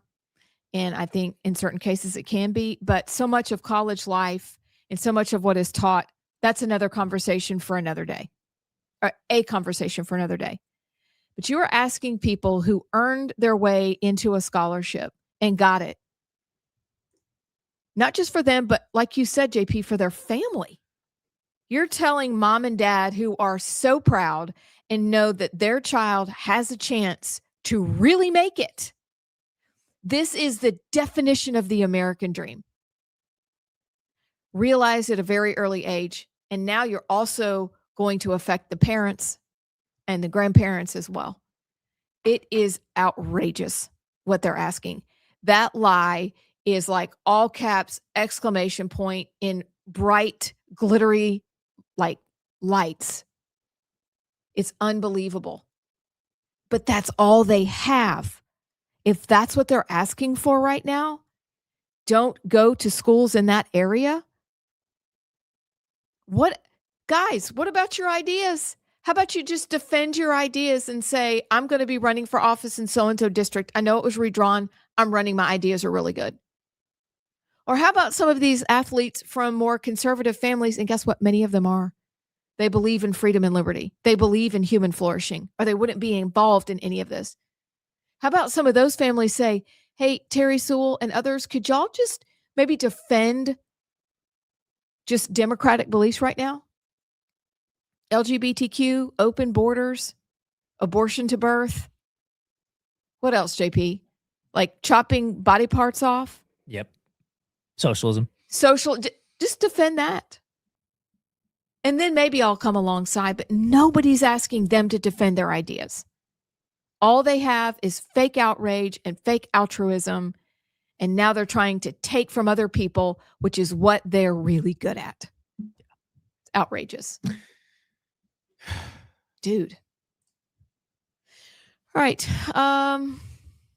Any last thoughts on it? Nah, it's just, it continues to amaze me. That's a good word. It's just amazing. All right. Okay.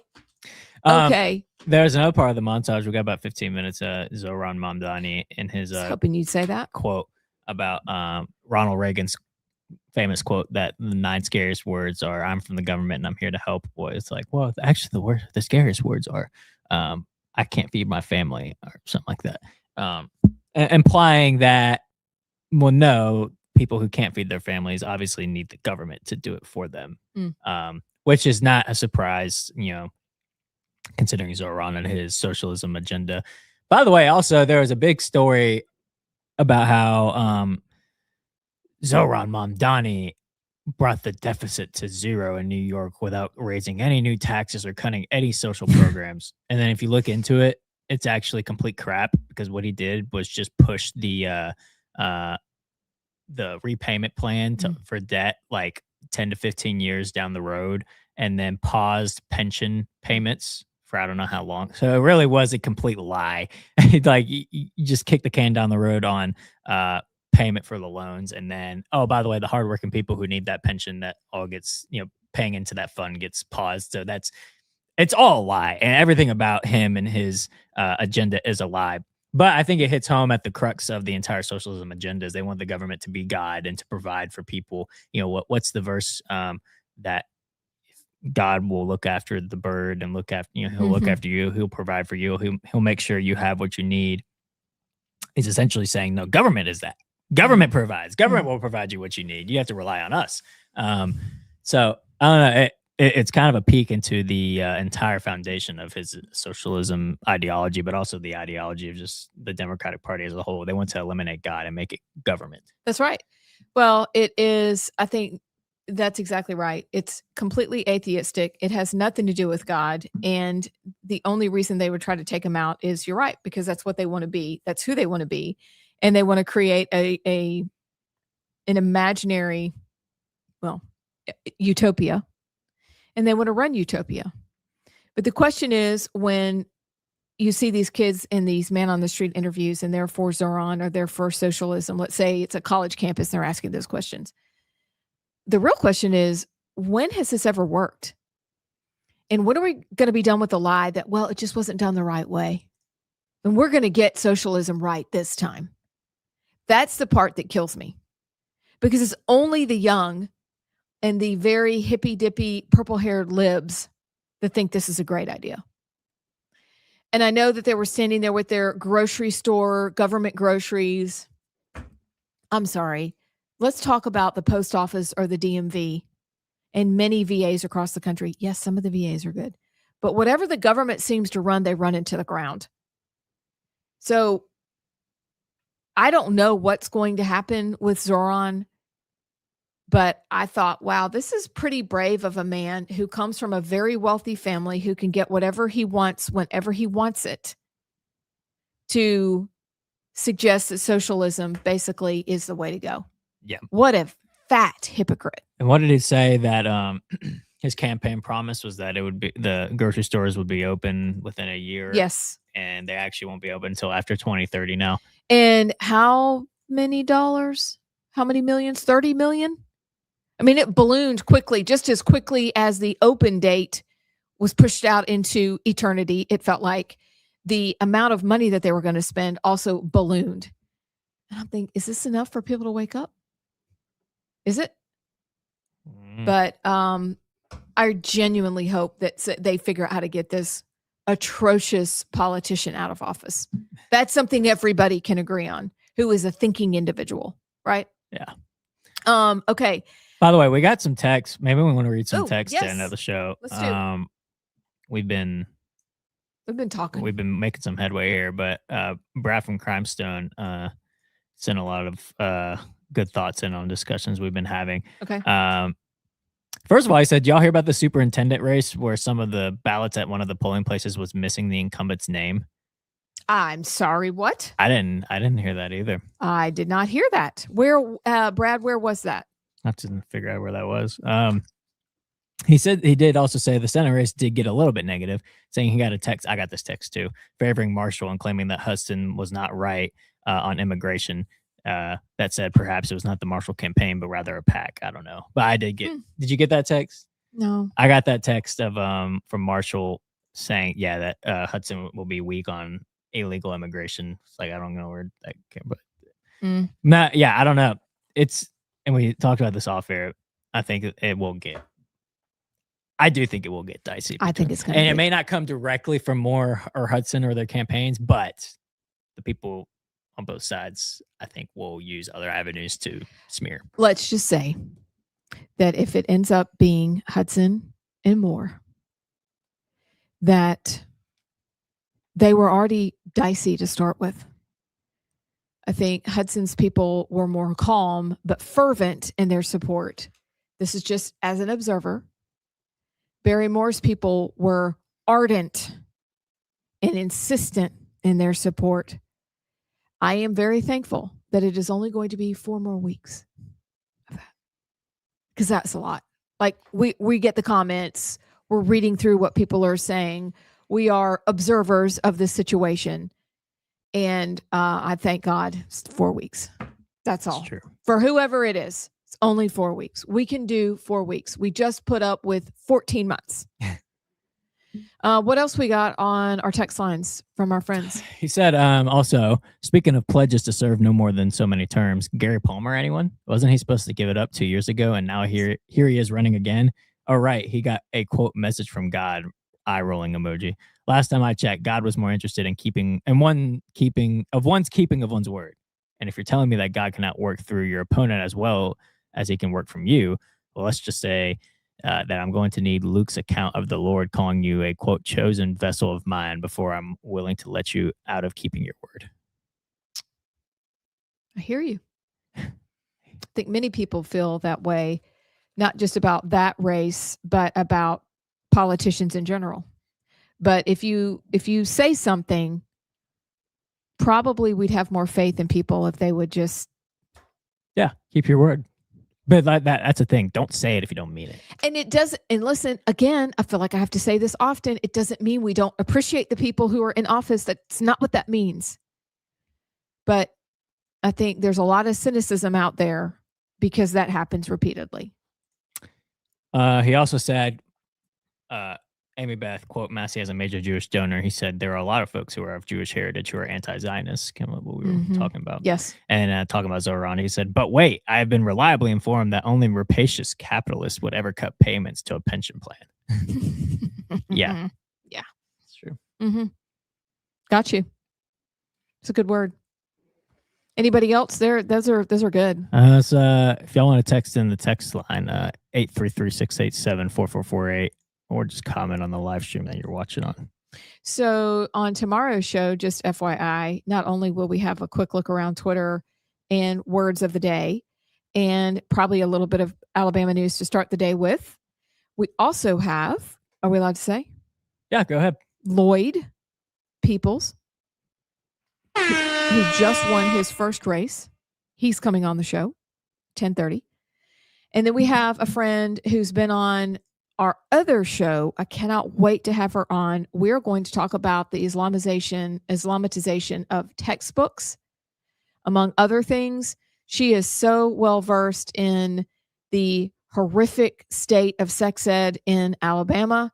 She is unbelievably spot on when it comes to curriculum and textbooks. She is a guru, and she's also a lot of fun. Our friend Pat Ellis is coming on. She's worked for a long time with Eagle Forum, but is very interesting. And we believe you'll be very interested in what information she presents tomorrow. Like, I've got readings to do tonight to prepare for the show. So that's tomorrow's show. And then on Friday, we have Caitlin Bussey, and she may or may not be in studio with us. So the rest of the week, off the chain. That's just it. I'm just a little, forward thinking. Real quick before we get to Would You Rather, I'm trying to, they still not have officially called a runoff. Well, it's a runoff in the Senate race, but they have not officially announced if it's between Jared and Barry or Stephen Barry yet. Okay. I don't know when that exactly, when we can expect that to be announced, but I think the results as they are right now, I think it's pretty clear that it will be a Jared Barry runoff. I could be wrong, but that has not even been officially announced yet, which I'm kind of surprised with. But I get it if it's really tight. They want to make sure they get it right. But still no announcement on that yet. Okay. Well, that is very interesting. That was a good cycle. It was a long cycle, but it was a good cycle. So We'll see. We'll have to update you with that tomorrow. Maybe you'll find out about it before we do. So let's keep everybody posted. How about? Well, we're already getting endorsements. How about? We're already getting endorsements from other candidates for Barry. I think Rodney Walker has endorsed Barry Moore already. I don't know how much weight those are going to hold, because like kind of what we talked about earlier, when you got a runoff, it's going to have much lower turnout than an already low turnout in the primary. It's going to come down to the grassroots big time. And because I think if you flood the advertising like Barry did with a Trump endorsement, I think that helps people who are a little bit less engaged, that are going to the ballot and they see Barry Moore's name and they kind of think, oh, well, I saw, that commercial of 10,000 times he's Trump endorsed, I'll vote for him. That voter may not show up for the runoff. I think the runoff voters will be the more of the crowds of people, the grassroots, that build up the stronger base. So I think that's going to be the question of who, and I think that's where the whole campaign cycle of who put in the most grassroots effort versus who kind of just flooded the zone advertising with, endorsements or whoever, but you didn't really connect with the grassroots of the people. And like I said, I'm just speaking in generalities here, but like that's going to show up in the runoff, because it's going to be the more engaged grassroots rather than the ones who just saw the ad that you're Trump endorsed, whatever. And so it's going to be interesting. I don't know who's going to win. I'm not making any predictions right now, but I think I don't. I think we have to wait until the very end, because I think this ended up being such a surprising turn of events that I'm not even going to trust the polls. I don't really at all, but at the very end, the very last few days, that to me is when it's really going to shake itself out. That's when I think we'll know. But let's see. Prediction on the negative meter scale of 1 to 10. Negative, most negative being 10, least negative being 1. Where do you think this race is going to go? The Senate one? Yeah.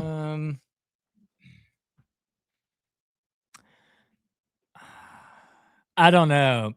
If we're talking from the campaigns themselves, I don't think we'll see a lot. I think that'll be like in the 1 or 2. But if you're talking in general, maybe other avenues of smearing, not through the campaigns themselves, I think it could ramp up to like a 5 or 6. I'm saying a 7. Yeah. I agree with you. Not from the campaigns. I think they ran great campaigns or they wouldn't be where they are. But people don't like negative. So the campaigns aren't going to put those out, but I think the people are. And they're very much in one camp or the other. There's not a whole lot of in between with these two.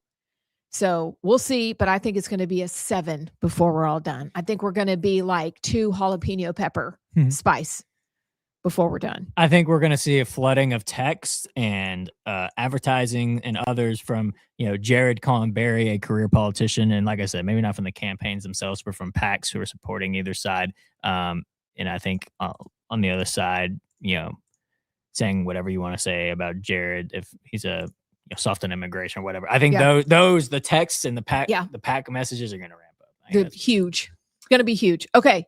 You got a would you rather? Would you rather have your sweat taste like barbecue sauce or your tears taste like maple syrup? And if your sweat tasted like barbecue sauce, that would mean you smelled like barbecue sauce, right? Yes. And I don't know why you want to taste your sweat anyways, but that would make you extra stinky. I'm going to go maple syrup tears. How about you? Are you going to go barbecue sauce? No, I'll go maple syrup taste tears. All right.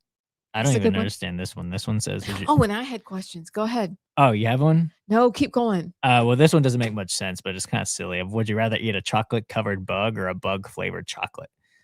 Chocolate-covered bug or bug-flavored chocolate? Yeah. Is a bug chocolate-covered bug? Well, yeah, I think so. We're going to skip that one. All right. Here's a question for you. Okay. It's vice versa. All right. I've saved a bunch of them because I'm going to give you one a day.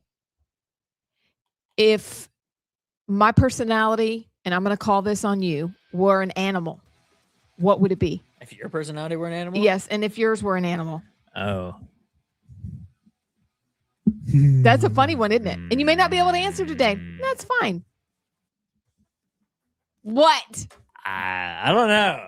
That's a hilarious question, isn't it? I'm saying a lion. You're a lion. Me? I'm a lion? You're a lion. I think you are a... If you say a What? What did you think I was going to say? koala bear. No. Gosh. It's a hard question, isn't it? Somebody that's fierce, brave, but also smart and strategic, and also very empathetic and care. I don't know. I have to think about that one. Maybe like a chicken. No. That's yeah. I have to think about that. Think about it. That's a good question, isn't it? I'll have to sleep. I've got a bunch of them for this week and next. Just, I'm gonna ask Caitlin when she's here on Friday. I got a bunch of them, so be ready. Okay, cool. You may be a mom lion. A mom or a mom bear. Well, you're definitely a lion or a bear. I like both of them. I think that's very. Anyway, we'll discuss tomorrow. All right, we have a great day planned for you tomorrow and Friday and the rest of the next week too. So listen, this is the right side. Make good choices. Stay on the right side. Bye.